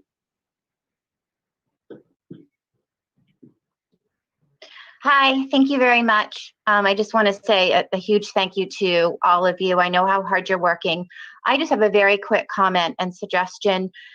First of all, I appreciate, it seems like you're setting us up all for success by the staggered start. And I think I think that's really valuable. And so I thank you for that by doing the staggered start, where it's an opportunity, obviously, to learn what's going well, what's not going well. And I especially appreciate Amucella's comment about how difficult it could be to make a decision without seeing the actual classrooms. Up until now, I mean, I'm not even sure if anybody has been able to check what the Cole classrooms looks like because they didn't have a principal up until now. So But to be actually like be present in classrooms, maybe, I don't know if you guys could take a tour.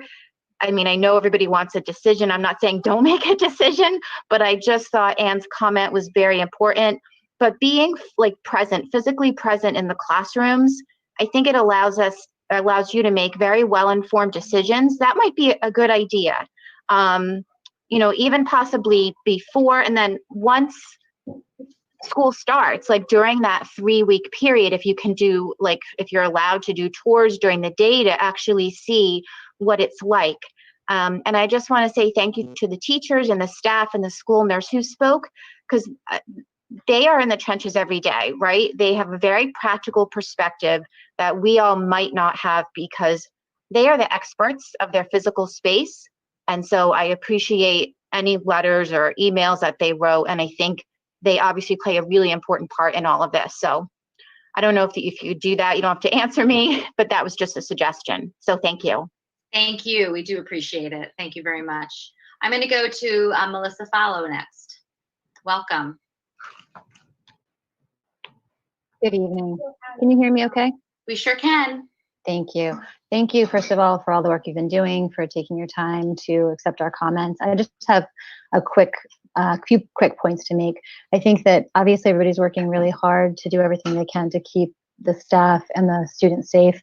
And I just think so much of the safety is contingent upon a lot of ifs, you know, that I just feel it's important to articulate. To the last point that was made, you know, as a classroom teacher, some of the things that need to be done, but practically and pragmatically, I don't know if they're going to be possible. So for instance, keeping distance in hallways with 350 kids trying to rush from one side of the building to the other, though they're being told to stay on one side of the hallway, it's going to be very difficult to ensure that happens. Making kids keep masks on at all, making sure that they're keeping them on when the rooms are hot with no ventilation, making sure they're wearing them correctly, making sure that kids aren't touching each other or passing things or sharing things.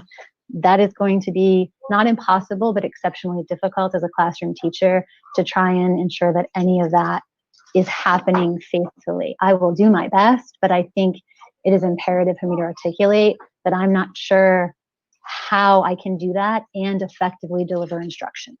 And that segues into the last point I want to make. I think obviously in-person instruction, if it is safe, is what everybody wants. I miss my classroom. I miss my students. Discussion is the lifeblood of my room, and to not be able to do that takes a lot of the joy away from me. That being said, I will do what I can in the way that I am told to do it.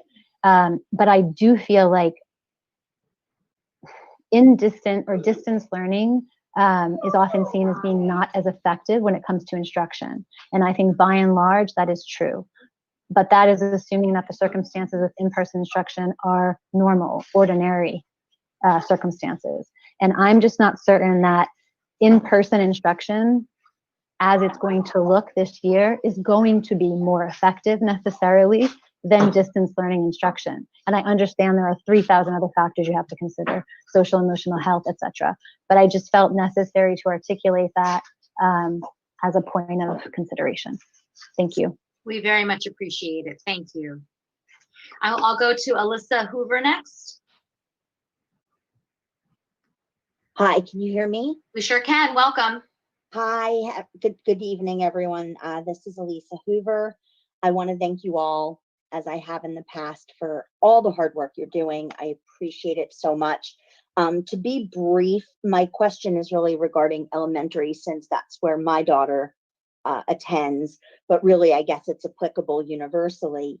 In everything that I've heard on state calls and other calls that I've participated in with respect to classroom learning, 3 feet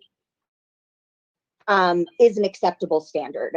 They're saying that that's true for schools, whatever. And I totally understand that. My question is, we don't meet 3 feet in many, many circumstances. So short of knocking down walls and building new buildings, How is that ever going to be possible? I mean, I know we're saying we're going to reevaluate, but short of coronavirus going away, what is going to mitigate in favor of putting the kids back in school, all of them at once, full time, when we're never going to meet the 3-foot standard? Thank you for your question. I appreciate it. And again, I don't know, Superintendent Meyer, if you want to address it, or it's just part of what we're going to have to be evaluating over the next few weeks. I think that's correct, Madam Chair. The other thing that I would add to this conversation is the ability to have rapid testing. And that is ultimately what would be the game changer. And as we know, the governor has, or, you know, I should be careful with my comments. I'm not a physician. I'm not a medical person. I'm just reiterating what I hear from the medical folks. But if you have access to rapid testing that you could do before you left the house, I think that would be a game changer. Thank you for that. I'm going to go to Kristen, I'm sorry, Worth, sorry. Hi, how are you? Beerworth. Beerworth, I'm so sorry. I think I botch your name every time.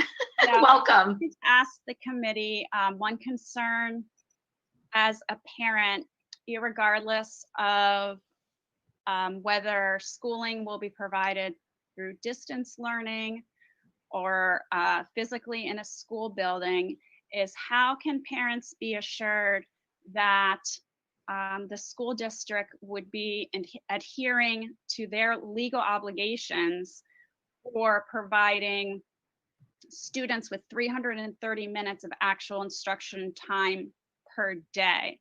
I mean, what I understand is our school district needs to follow the law, and I haven't been hearing too much about, because that legal obligation wasn't met in the spring with the distance learning, how it was set up. It varied from classroom to classroom and grade by grade.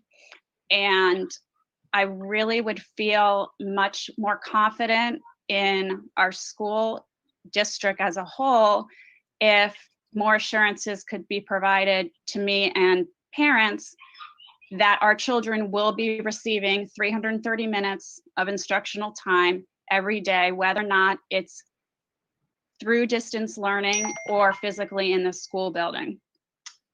Thank you for that. Thank you very much. Would you like me to respond to that? Yes. Thank you for your question. And you are absolutely correct. We have an obligation for 330 minutes. We also have, we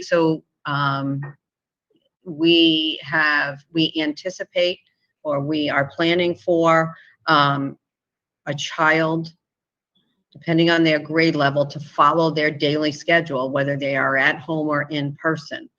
That also comes with the ability to balance screen time, especially for our younger learners, because that was loud and clear about what we heard from our parent community. That's their biggest concern, really, when we did our social emotional health forum about screen time. So we are mindful of that. But students will be attending school, whether their parents selected for them distance learning or in person. They will follow their daily routine. Some will be, they will engage in, there will be a real-time connection at every single class.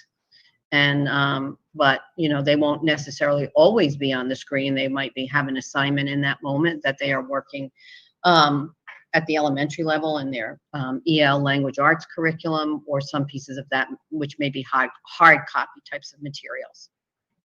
Thank you for that. Next up for public comment, not a name, an organization, I think, PPP Rhode Island. Welcome, and please introduce yourself.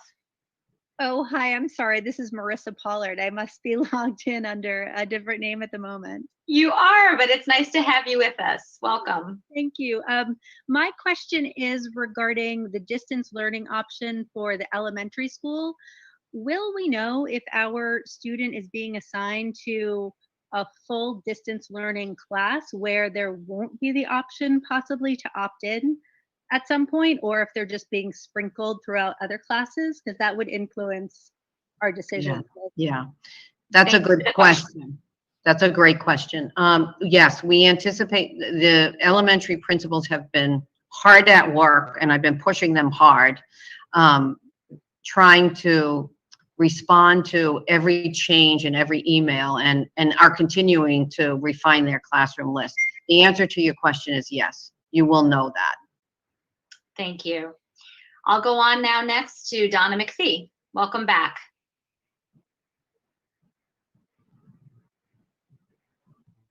You can unmute yourself. Can you hear me? We sure can. Thank you. Sorry, it looked different this time. Okay. You know, I do want to thank everyone for all the work that's been done, and Superintendent Meyer for the continued collaboration with you and the other administrators. Thank you to the committee for referring to the many teachers who have reached out to you with concerns regarding the reopening. While I've done my best to represent them in the past school committee meetings, I know you've heard from them directly, and you've also heard from them this evening. I'm also glad to hear you acknowledge tonight that things will be very different for students, and it's important for students and families to understand how different it will be. From their travel to school, their arrival, their entrance into the building, to the setup of the classrooms, the fun, tangible items that many teachers have acquired over the years, often with their own money, have all been removed from the rooms. Flexible seating is gone. The rooms will look like classrooms from the 1970s, all desks facing forward, teacher at the front of the room, social distancing in place. To the teaching and learning, their teachers' attention, of course, will be on them, but also attending to our students at home, trying our best to meet the needs of multiple groups of students at the same time. There will be very specific scheduled breaks, which is very different than our usual flexible approach, especially at the primary level. All of their specials, art, music, PE, library, all in the classroom, not in those locations. Lunch in the classroom. Students will be 3 feet apart, eating without masks. A very different kind of recess, not able to play with their friends in other classrooms. Different throughout the day and all the way through to dismissal. At Frenchtown School, and in fact at all the elementary schools, we have the very same concerns that you've heard about the ability to try to get 3 feet of social distance if we go all in. These are all elementary examples, but you've heard from high school and middle school teachers as well. As I've mentioned before, teachers wish we could return as we have in the past, but we need to open safely for students, faculty, and staff. I would also again like to get on record that I want to be included in the state visits to inspect the school buildings. I believe our teachers in this district expect that I would be part of that work. I also need to point out with regard to the memorandum of agreement that you voted on tonight, in order for that to become a full memorandum of agreement between the East Greenwich School Committee and the East Greenwich Education Association, the EGEA still needs to vote. The MOA is not an agreement unless both parties vote to pass it. And I believe that your council would not recommend sharing it until this happens, much like our tentative agreements in the process of contract negotiations. So I just want to make sure everybody understands that. We understand that you voted, and thank you for that tonight. It still needs to be brought before the association. My mistake. So thank you for pointing that out. And thank you for your time. Thank you. Appreciate it. So I'll go next to, is it Mrs. Sullivan?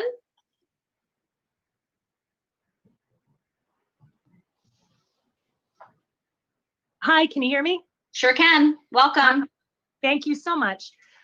My question is really about the masks, because they are so very important to the safety of both the faculty and the students.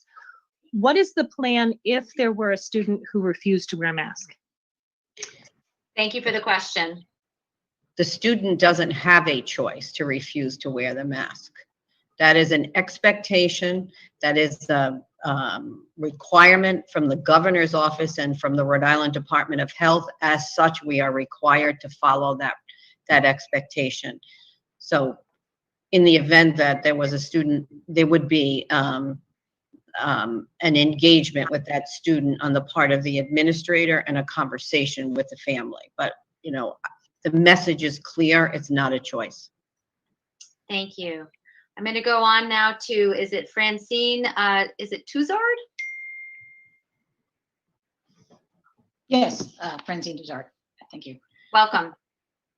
So I had, so if I understand correctly, after the 3 weeks of the trial with the hybrid model, if we're able to follow all the guidelines, the safety guidelines and the parameters, the plan is to go to full in person, at least from K to 5, full in person. However, you know, the limiting space seems like, you know, I know that's what we're trying to achieve, but my concern is that on October 14, we're going to be kind of in a similar meeting again, saying that even though we had no cases, even though everyone was able to wear a mask and everyone was following the guidelines, still the space is limiting to accommodate the amount of students that we're trying to accommodate. So we're going to be changing again.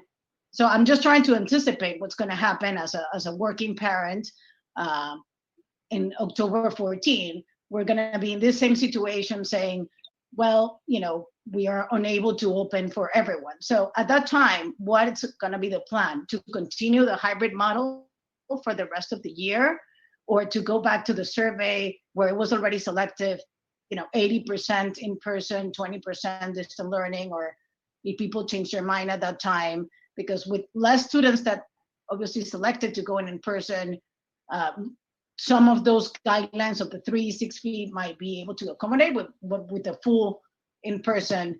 You know, it seems like it's going to be impossible, and this is what I'm anticipating is going to happen in October 14. So what should I expect then? That we're going to go to the hybrid model if we are unable to do that?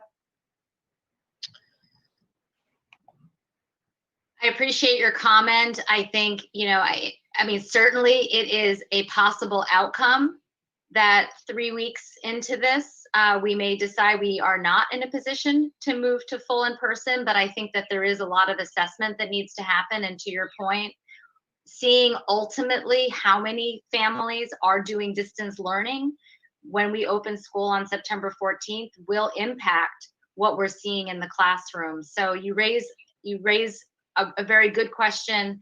I'm not sure it's an answerable question tonight, but we all appreciate where it's coming from. I don't know, Superintendent Meyer, if you have anything else you want to add. No, Madam Chair, I think that's a good answer. I appreciate the question because I understand where it's coming from. But, you know, as we look at, as we refine our exact class sizes, I think that will help us to make a better decision as we, you know, move forward if we have any limiting factors. Thank you. I'm going to go to Mrs. Mateer next. Welcome.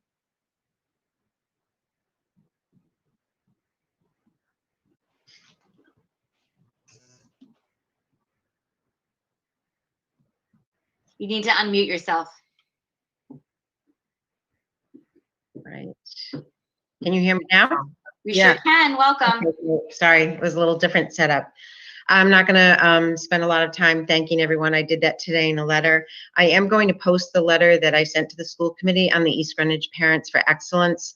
For those of you that don't know me, I've taught K-2 at Meadowbrook School for 33 years. I've had 3 children go through the East Greenwich school system, and I feel like I have some expertise in social emotional. Carolyn, Mark, and I worked together on some social emotional work early on when her daughter was in my class. So I feel like I'm coming from a solid background, and I feel as though hopefully parents will trust my observations. I specifically want to speak to social emotional well-being because I overwhelmingly hear that parents of young children feel that their students need to be in school in order to support their social emotional well-being. I've created a chart to show what school pre-COVID looks like and how it encourages social emotional growth and friendships and learning together and happiness, and which makes all of our younger students really want to be in school every day. They love school and they want to go to school. The vision of what school is going to look like with these new regulations in person is not at all, not even close to what your child has experienced before. I encourage you to go to that site. I'll post it after this meeting to look at my chart and to really evaluate whether you think that your child will benefit socially and emotionally from being in this type of a classroom. And you know, I speak only from that point of view. I could speak about everything else, but I think that's a point that hasn't really been raised enough and talked about. I think that many young students are probably feeling that the only difference is going to be they have to wear a mask.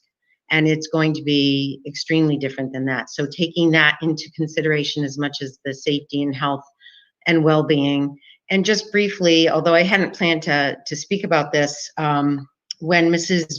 Beerworth, I think I'm saying it correctly, mentioned the number of minutes, I want to impress upon parents as well that if I am a teacher required to do distance teaching at the same time that I am doing in-class teaching, and then monitoring all of these safety concerns, the quality of the education, as hard as we try and as professional as we try to be, is going to be lacking. And so parents, I think, need to take that into consideration as well. We can't be everything to everybody, both to parents at home. It's going to be different for distance learners because we're not completely dedicated to those learners. It's going to be different for the children in school because we're not completely dedicated to them. And it's going to really require an incredible flexibility on everyone's part and understanding that we simply cannot teach to the extent and with the rigor that we have when we were asked to just teach one classroom full of students. Thanks everyone for your time. Thank you, Mrs. Mateer. And I have just 2 more public comments in the queue, and I think we're going to wrap up public comment after I take these 2 so that the school committee can go back to deliberating. So we're going to go back to Purnima.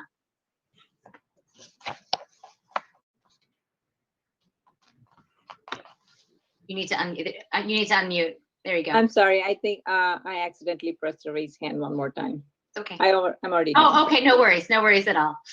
So that brings us to A. Watson.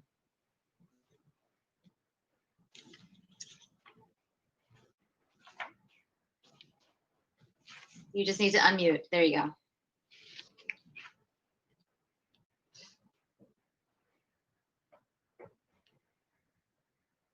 Are you there? I see talking permitted and that you're unmuted, but we're not hearing anything. Now she's unmuted. Are you here? I'm still not hearing anything. I'm going to go to the next person since Purnima didn't have another question. So I'm going to go to C. Pierce, and we'll try to come back to Mr. and Mrs. Watson and see if we can get that to work later. So is it Mr. or Mrs. Pierce? Sherry Pierce, Cole Middle School. Yes. Hello, Mrs. Pierce. Hi. I Welcome. just wanted to ask a quick question, just a concern, and thank you for all you're doing. I just wanted to know if Cole is going to be one-to-one on September 14th. Thank you for the question. I would love to thank you for your question, Mrs. Pierce. That was our intention to go one-to-one on September 14th, but we are having a supply chain issue with the Chromebooks. We're working to do a workaround around that, but actually the federal government is involved with some of the devices that are coming out of China, believe it or not. So we're struggling along with some other states. Thank you for that. I'm going to go back to Mr. or Mrs. Watson, if we can hear you now. Oh, I'm sorry, we still can't hear you. I'm going to go to Corey Giacaruso, and then we are going to wrap up comment. I will come back to Mr. and Mrs. Watson one last time after this speaker. Go ahead. This is actually John Giacaruso. I'm using my hi. wife's email. Okay, hi, Mr. Giacaruso. Welcome. Hello. Thank you all for your hard work and dedication, and the teachers and nurses. I can't imagine anyone in this predicament, including the parents like myself, but daycares have opened in Rhode Island in June. And there was an article that over 600 daycares open. And I have younger kids, so this is really for the K-5 question. And there's only 4 cases, and they used pods. I understand the distance and everything else, but my question is, have we reached out to them to learn lessons, to see what's worked and what hasn't worked? And also, other school districts across the country have opened up. I know we've seen some sensationalized stuff, but they've also must have learned some things too. Have we reached out to other school districts across the country for lessons learned to see, because they're already doing it. They may not be doing it well, or they may be doing it great. I have no idea, but it'd be nice if you reached out to them to see what what they've been doing. Thank you. Thank you, Mr. Giacaruso. And Superintendent Meyer. I'll be happy to respond to that. I have, Mr. Giacaruso, actually spoken to some of the daycare center folks here, and you're right, we've had a lot of press, national press about our success as a state with the daycare centers, and they are smaller pods, you're right. And I have some colleagues that have opened schools in other states, Atlanta being one of them. She's an elementary school teacher in this particular case, and she said that, the kids have really done nicely with wearing the mask. They've got into the flow of things pretty easily, and she was surprised at how successfully it had gone. Great, thank you. So I'm going to go back now to the school committee. Thank you all for your public comment. So I'll go to Ms. Powell. Thank you. So Mrs. Meyer, I know you just said this. I just couldn't remember the source because, in the initial guidance about masks, it said how we could not remove we couldn't really do anything about whether or not they wore masks. I thought I had seen something about a mandate, but I could not remember the source that said, okay, now we can sort of make. Yeah. I know it was always going to be sort of our policy to encourage and say that. I just didn't know the source for the state changing what schools are allowed to do. It was in the FAQs, Ms. Okay. Powell, and I can find that for you. No, I remember seeing something. And my other question was just like a point of clarity after I was looking through the whole recommendation down at the bottom where it's like families with students who meet the vulnerable group criteria will be contacted. I was just wondering if we had a little more information about that, but also if I know in the guidance it said, vulnerable students could possibly have the opportunity to go up to 5 days a week in person, depending on their situation and these meetings. But what I was curious about is if, much like with the distance learners, are we looking to put those students, just like all in a class together so it would be consistent if they were going 5 days, or would they still be assigned to other classes and they would just be there all day? Because then what would we do every day as opposed to doing distance learning? Because then what we do about asynchronous Mondays for them? Correct, and that's a good question. So we can't just put them in a classroom and separate them. That's not permissible. So we had some specific discussion around that. That's going to be decided everybody has the availability to come all 5 days should they need it and should the services be appropriate for them. And should that be something that at the case manager and the building principal decide how that is run. For children that are non-life skills, it may be a difference of the amount of days that they attend based on their own individual education plans or services that they are entitled to, and we are entitled to provide. Okay, and so because I know there was a long list of students that were considered vulnerable that weren't necessarily, special education students. If they were able to come every day, say that's what the team decided, but normally they would be in like a general ed classroom, which is now going to be going 2 days. Correct. Only. Correct. How is are they going to just stay? I don't understand. How would they be in a classroom? Well, for that example that you're giving, it would be possible that that child, if in that example, came all days. Yep. And so so for asynchronous Mondays, what would they do? Well, if they received all their services in the context of the 4 days, or they so they probably would. Right. All in for them would be more like 4 days than 5. Right. Okay, great. Thank you. Okay, thank you. So again, back to members of the committee. I'll go to Ms. Musella. Just one question. With respect to technology and Chromebooks and one-on-one, I'm hearing that there's a little bit of a shortage. We don't quite have one-on-one.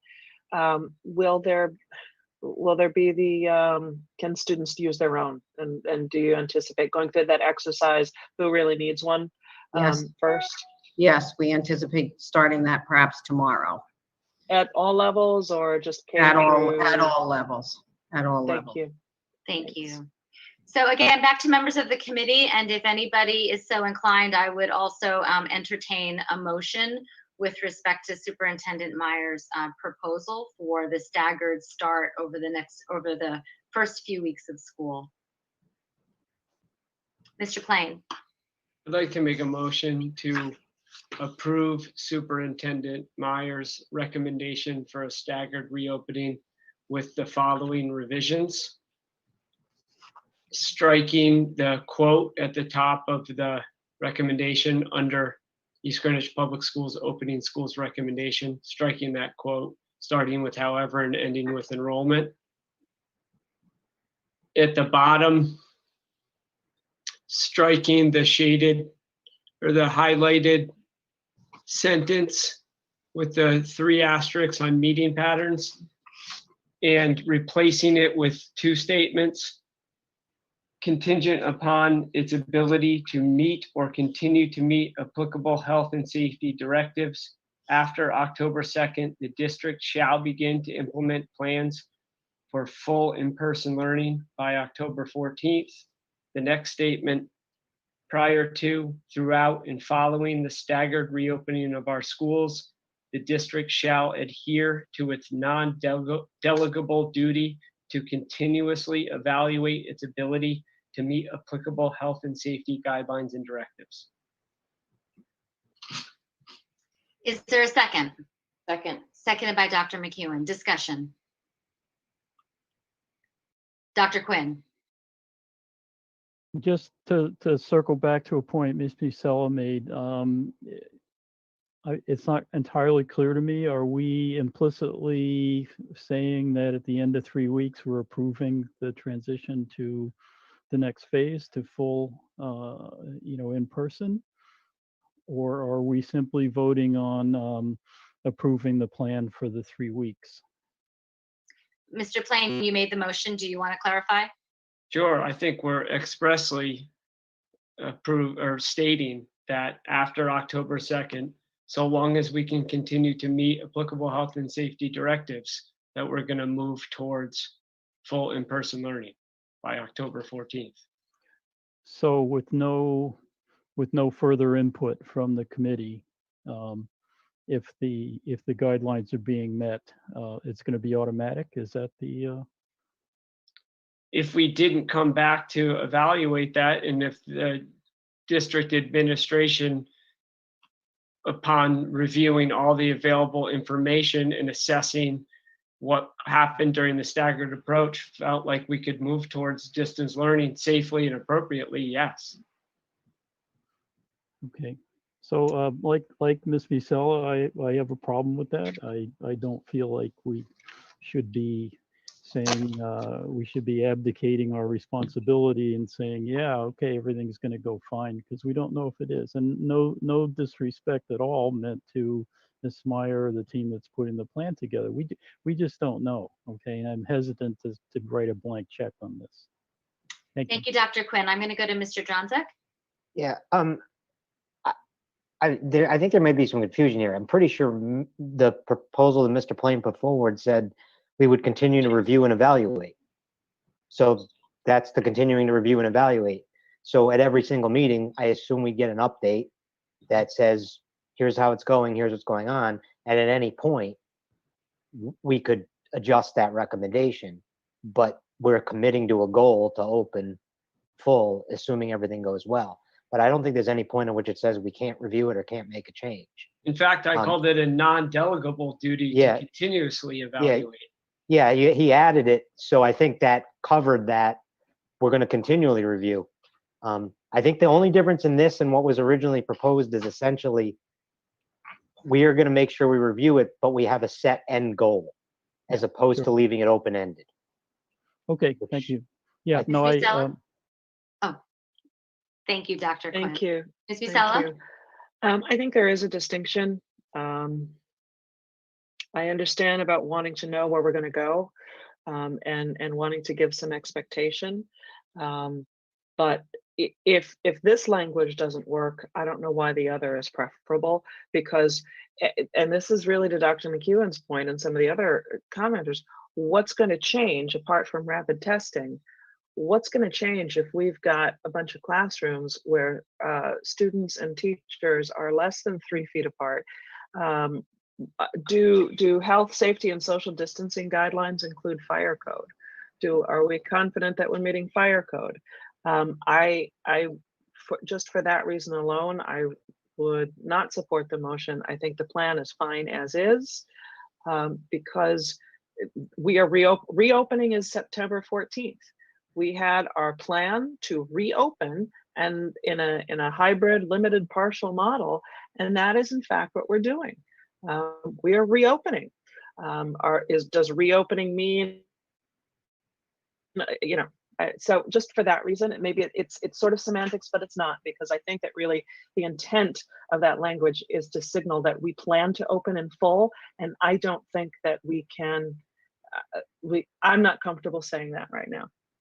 So I had a different interpretation, Mr. Plain, of what your motion actually said. My understanding of non-delegable duty is that we cannot delegate to district administration the decision regarding whether or not we're meeting the health and safety guidelines. So to me,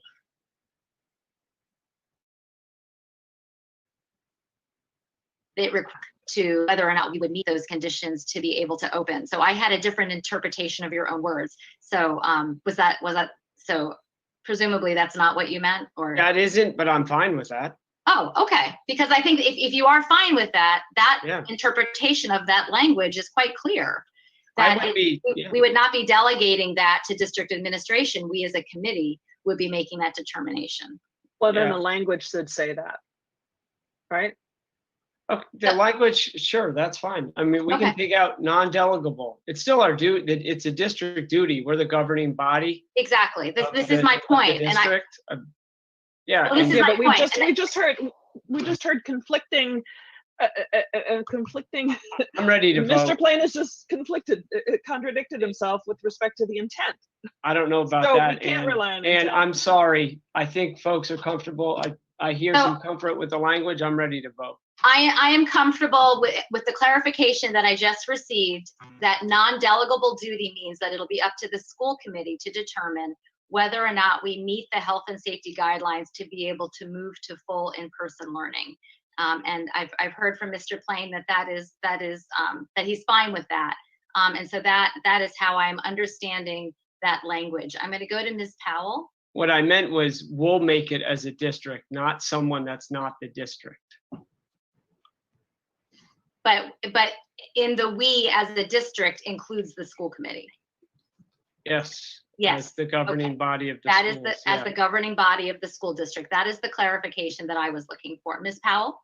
Okay, but if that's the case, then I'm not sure why we have to say that we're doing that right now tonight. And I guess my concern is just that, so this date of October 13th, it is actually arbitrary. I mean, it's been arbitrarily imposed by the governor. I have no idea at this point if we'd be recommending to only phase for 3 weeks if that date hadn't been put out there at a state level, or whether we would have taken longer to assess. We would have said, let's try it for the month, let's see how it goes, then maybe we'll do it. And the ability right now to make that determination for our district has sort of been, I can't help but use the word arbitrarily, sort of taken away from us. And so because of that, I think my discomfort in saying right now, yes, if we have, assuming one person, and this is not to belittle Mrs. Meyer at all, says, yeah, it's fine. We've already made the decision that if she says that, okay, on the 13th, everybody just goes back to school, or whatever day that it is, without having to do this again. That I think is where I have the issue, because I feel like that date is arbitrary and it might not necessarily have been the cutoff we'd put to assess how well things are going, or to even be able to, phase it in a little bit more and see how it goes. And so maybe having to check back in before that is to sort of see how this is going statewide, to see if there's been some change at a state level that would allow us to make a different phasing decision Or say, yeah, it's going great, everyone can go back, it's great. But to actually sort of look at that at that point, as opposed to right now, because that date feels really arbitrary to me. So thank you for that. I appreciate that. I think for me, it feels less arbitrary because what we know based on the experience of schools and also colleges and universities around the country is that it takes 2 or 3 weeks to be able to start to get some data about how well it's working. And so for me, the 4 weeks between the opening of schools and that date is a reasonable time frame. And again, my view with the motion that's on the table right now is that it is aspirational. It's an indicator to the community that this is what we hope and wish for our students. And again, that we are not going to delegate our responsibility to make sure that everybody is safe. And so the decision to go full in person is contingent upon our doing our duty to assess the data and make a decision at that time. And so that's for me why I think it's useful to the community to know that there is a time frame within which we are looking to assess and to make a determination. And so that's why I feel comfortable with that. So we will be reassessing before then. Yes. Like we won't just move into there based on an email or like no. That's not what I'm hearing from the motion at all. Ms. Musella? I appreciate all this. And listen, I want us to be in school too. I want my kids to be in school to the extent practical and to the extent that it's safe for everybody. I just think that there are so many uncertainties. I don't even think that it's all aspirational. So what difference does it make? Honestly, we're communicating. Yeah, we want that. That's aspirational, but why commit ourselves in this plan when that might not even be able to happen? I think that what that's signaling is we're making a decision prematurely. That's what that's signaling, and that's what that's heading toward. And for that reason, I would prefer to approve the plan as presented to us. I think ultimately it ends up being the same thing. We're still evaluating. Things could still change. We could still say we can't open. I just don't see the need for that language, and I think it signals something that I don't want to commit to. Other comments from members of the committee? Seeing none, I will ask for a roll call vote on the motion. Allison Powell? No. I couldn't hear you. No, don't approve. Ann Musella? Opposed. Carolyn Mark? Aye. Jean Quinn? Opposed. Jeff Dronzik? Aye. Lori McEwen? Aye. Matt Plain? Aye. Thank you all. The ayes have it. We will move forward with the staggered start, and we will reassess along the way and see where we are a few weeks into school. So thank you everyone for all of your input tonight. Much appreciated. We do have some other, and thank you especially to all of our attendees who may or may not continue to stick with us for the rest of the evening. But having done that order of business, I'm going to take us back to policy. And my understanding, Ms. Musella, is that you are actually recommending that we table the first policy tonight and reconsider it at our next meeting. Is that correct? Correct. So I'll entertain a motion to table the purchasing and bidding policy. So moved. So moved by Ms. Musella, seconded by Ms. Powell. Is there any discussion? All those in favor, roll call vote. Allison Powell? Aye. Ann Musella? Aye. Carolyn Mark? Aye. Jean Quinn? Aye. Jeff Dronzik? Aye. Lori McEwen? Aye. Matt Plain? Aye. The ayes have it. Thank you. So I'm going to turn the rest of these over to Ms. Musella. My understanding is she's going to take the technology ones kind of as a group and shepherd us through these. Thank you, and I hope to be brief, honestly. With all of the technology policies, and by that I mean, I don't have the agenda before me, but the 4 that are not distance learning, I can take them in order. But I should just mention that Steve Arnoff, who is our invisible host, and our director of technology, he was really, together we were the primary drafters of this. He has spent a lot of time and has provided really all the substance. So the changes, these are all marked against the first read. So the first one, if we look at loans of electronic devices to students and staff, most of these changes are actually his. A lot of them are to conform and just, they're not really material.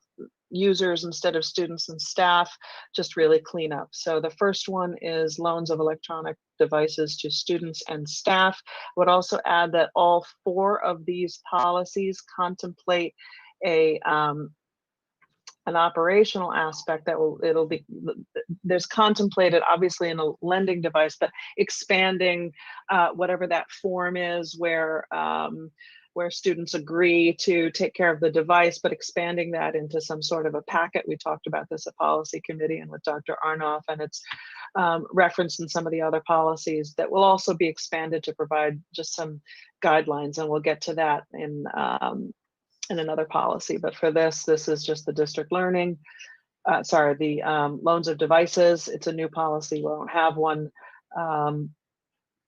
And I don't know that it represents any radical change to practice other than maybe a change to that form.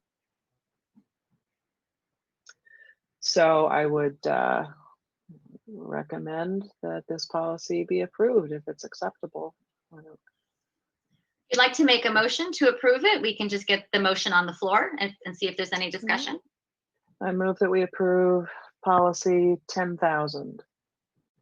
Is there a second? Seconded by Dr. One at a time?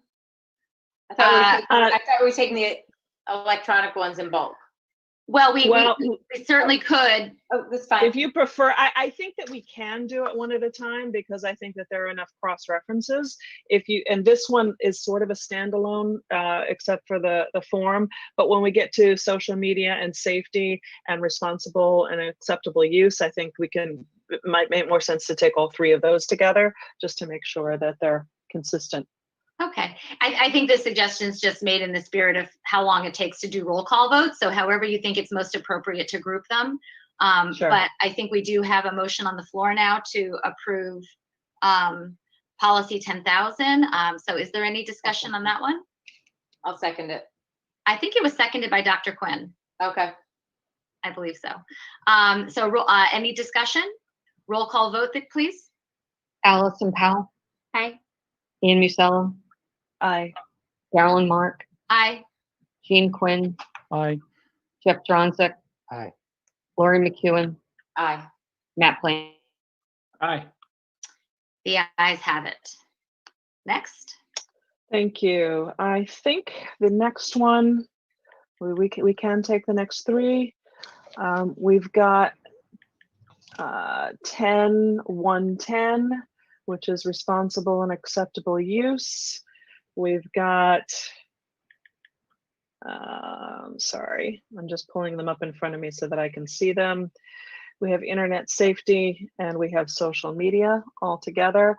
Again, as most of these, I want to take social media somewhat separately actually, but with respect to responsible and acceptable use and internet safety, again, these are really kind of minor cleanup changes, just conforming to user instead. The responsible and acceptable use, I'll just remind everyone that we discussed, and this was Dr. Arnoff's preference, that we go from just an acceptable use policy to expand it to responsible use. And again, we anticipate a technology use form. This policy anticipates that the internet safety is mandated by federal and state law. Same thing with respect to any of the changes. They're mostly just cleanup changes. When we get to social media, I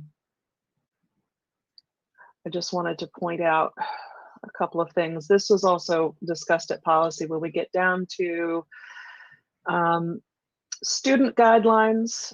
There was some talk about, and this is also with responsible and acceptable use all across the board. We just want to be sure that we indicate that we're providing in various places, appropriate guidance for good digital citizenship, and all the rest. So that's in there. I had a comment on social media wondering if faculty and staff guidelines should be similarly condensed. And actually, I don't think it should be. So I would just, strike the comment that I made, and I would think that faculty and staff guidelines, the expectation for use of all social media, I would think that I would like that to stay, and I think that's Dr. Arnoff's preference as well, because he did not indicate that should change. And then we just enhanced and expanded on the references on all three of those. So unless there may be other discussion, but I move to approve each of those three policies: social media, internet safety, and responsible and acceptable use. Thank you for that. Is there a second? Seconded by Ms. Powell. Discussion? All those in favor, roll call vote. Allison Powell. Aye. Ann Musella. Aye. Carolyn Mark. Aye. Jean Quinn. Aye. Jeff Dronzik. Aye. Lori McEwen. Aye. Matt Plain. Aye. The ayes have it. Thank you so much. Moving right along. Thank you. Thank you very much. Thank you, Dr. Arnoff. Next, we move to distance learning. Policy 8121. Again, we looked at this quite a while ago, but I wanted to bring it back at the same time as we were looking at any of the other tech policies, in case, just to ensure that there wasn't anything inconsistent. I don't need to reiterate what the purpose is, I don't think. It's just so that we know we distinguish between, mostly is so that we distinguish between distance learning and something else, homeschooling or an extended absence or the like. Again, there was just some cleanup, and then just some additions now that we have these other policies, just the cross-reference and the noting the responsibility to comply with all of the tech policies. And that's it. So I move that we accept this policy as well, distance learning. Thank you. Is there a second? Seconded by Dr. Quinn. Any discussion? All those in favor, roll call vote. Allison Powell. Aye. Ann Musella. Aye. Carolyn Mark. Aye. Jean Quinn. Aye. Jeff Dronzik. Aye. Lori McEwen. Aye. Matt Plain. Aye. The ayes have it. Thank you very much. And the last one. The last one is, this is the one, I don't want to belabor this because this is hypothetical to begin with. This is, I took Mr. Plain's comment from our last meeting, changed the title to remote participation in open meetings. The intent of this policy is to, first of all, it sort of puts in policy what's already around why we're able to meet remotely or electronically right now, and it captures some of that language. It also, the intent is also to just put a few guidelines and best practices around that, like for subcommittees checking in with somebody in the district when a subcommittee chair hosts, use the right technology and do it the right way. What was the other thing that was discussed at policy committee and then at school committee, and again, I don't want to belabor this, so I think that we either take it or we get rid of it or we table it, because again, this is a hypothetical situation. Should this policy, the question was, should this policy contemplate if we are able to have return to in-person meetings, but allow remote participation by members of a public body? Right. So this is really hypothetical, and there was some question about what do we want to do. So I just added some language just sort of proactively to suggest some guidelines that if we are meeting in person, but we can allow members to participate remotely to the extent that the law permits, my suggestion is that whoever's chairing that meeting be present in person, and that a quorum isn't present in person. This is all hypothetical. Maybe we strike that altogether because we don't want to waste time belaboring it at this juncture. So I'm just putting that out there for discussion. Great, thank you. You're welcome to put a motion on the table. We can have discussion with the motion on the table. Unless people want to weigh in and see if anybody feels the need to table it or if they're ready to act on it tonight. Yeah. If there are no comments, then I would move to accept this policy with the change. All right, thank you. Is there a second? Seconded by, I think Dr. Quinn was a little quicker there. Seconded by Dr. Quinn. Is there any discussion? No, I want to thank you for this actually, and for all of the policies. I think these are very thoughtful suggestions, and I certainly appreciate all of the hard work on your part and members of the committee. So thank you for that. Any other discussion? All those in favor, roll call vote. Allison Powell. Aye. Annie Sella. Aye. Carolyn Mark. Aye. Jean Quinn. Aye. Jeff Dronzik. Aye. Lori McEwen. Sorry, aye. Matt Play. Aye. The ayes have it. The policy is adopted. Great, thank you all. And so that brings us just to our subcommittee reports. We had transportation first. Sure. Just briefly on transportation, I think we continue to meet weekly. Right now, we are confident that we have, first I want to say, and this really could have been part of a larger discussion, just about community, and just forgive me for this for a moment. We had this year somewhere around 800 students opting out of transportation. Certainly that might include some distance learners. We're cross-referencing that. It might include people who just are afraid to be on the bus because just out of safety precautions and they want to mitigate their risk, and just, but even the fact that we've had so many, normally on a typical year, we have maybe 160 opt-outs. About 120 of those might be for the high school, more or less. The fact that we have hundreds of opt-outs, I think really speaks to the nature of community and the cooperation in the community. And I think that's tangible evidence of the fact that we really all recognize as a community that we really are all in this together. And I really appreciate that. Just briefly, we have enough people. We have enough people to we have to finalize the routes and redistribute. It is helpful now that we've made a decision so that we can know who's riding when, so that we can come close to meeting that tentative timetable that Mrs. Meyer put out. What's left to be discussed is we have to really drill down and work through contact tracing on the buses, and that's the gist of it. We've got plenty of room. Our routes are probably going to be shorter because we have fewer people without adding additional buses. So that was the goal, and we're very fortunate to have the subcommittee because they're active discussions and everybody participates fully, and everybody's input is critical to the process. So that's it. Thank you. Thank you. Thank you to you and everybody on the transportation subcommittee. It's been a huge lift, and we're very grateful.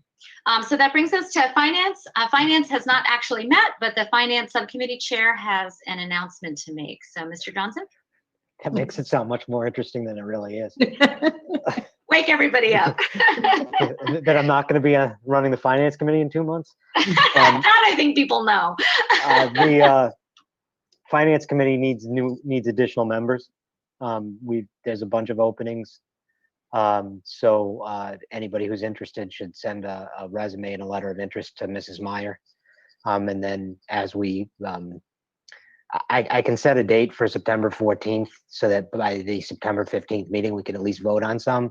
But if we don't get enough to fill the many spots that are open, we may just add a few people that have already committed if they meet the qualifications, which are mostly being interested, being legally able to vote in Rhode Island, and that's really it.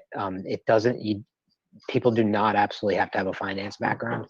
We have members that do, but we also like to reach out and find members that have other perspectives so we can make sure we're explaining things well to everybody. So that's about it. Great, thank you. And if we could, Mrs. Meyer, be sure to put that kind of all call into the Friday listserv, so anybody who's not tuning in tonight can also be notified of the potential opportunity to volunteer. That would be great. Absolutely. Right. Terrific, thank you. That brings us to our last agenda item, school committee suggestions for future agenda items. Does anybody have anything this evening? Seeing none, I will entertain a motion to adjourn. So moved by Ms. Powell. Seconded by Ms. Musella. The rest of you must just want to stick around. I don't know. There's a motion on the table to adjourn. Is there any discussion? All those in favor, roll call vote. Allison Powell, Aye. Ann Musella. Carolyn Mark, Aye. Jean Quinn, Aye. Jeff Dronzek, Aye. Lori McEwen, Aye. Matt Plain. Aye. The ayes have it. Just one final thank you to Superintendent Meyer for all of the work that went into the recommendation this evening, to all of the members of our school community that provided us with input tonight. It has all been received with much gratitude, and I am pleased that we will have a plan moving forward, at least for the opening of school. We are adjourned. Have a great evening, everyone. Good night. Good night, everybody.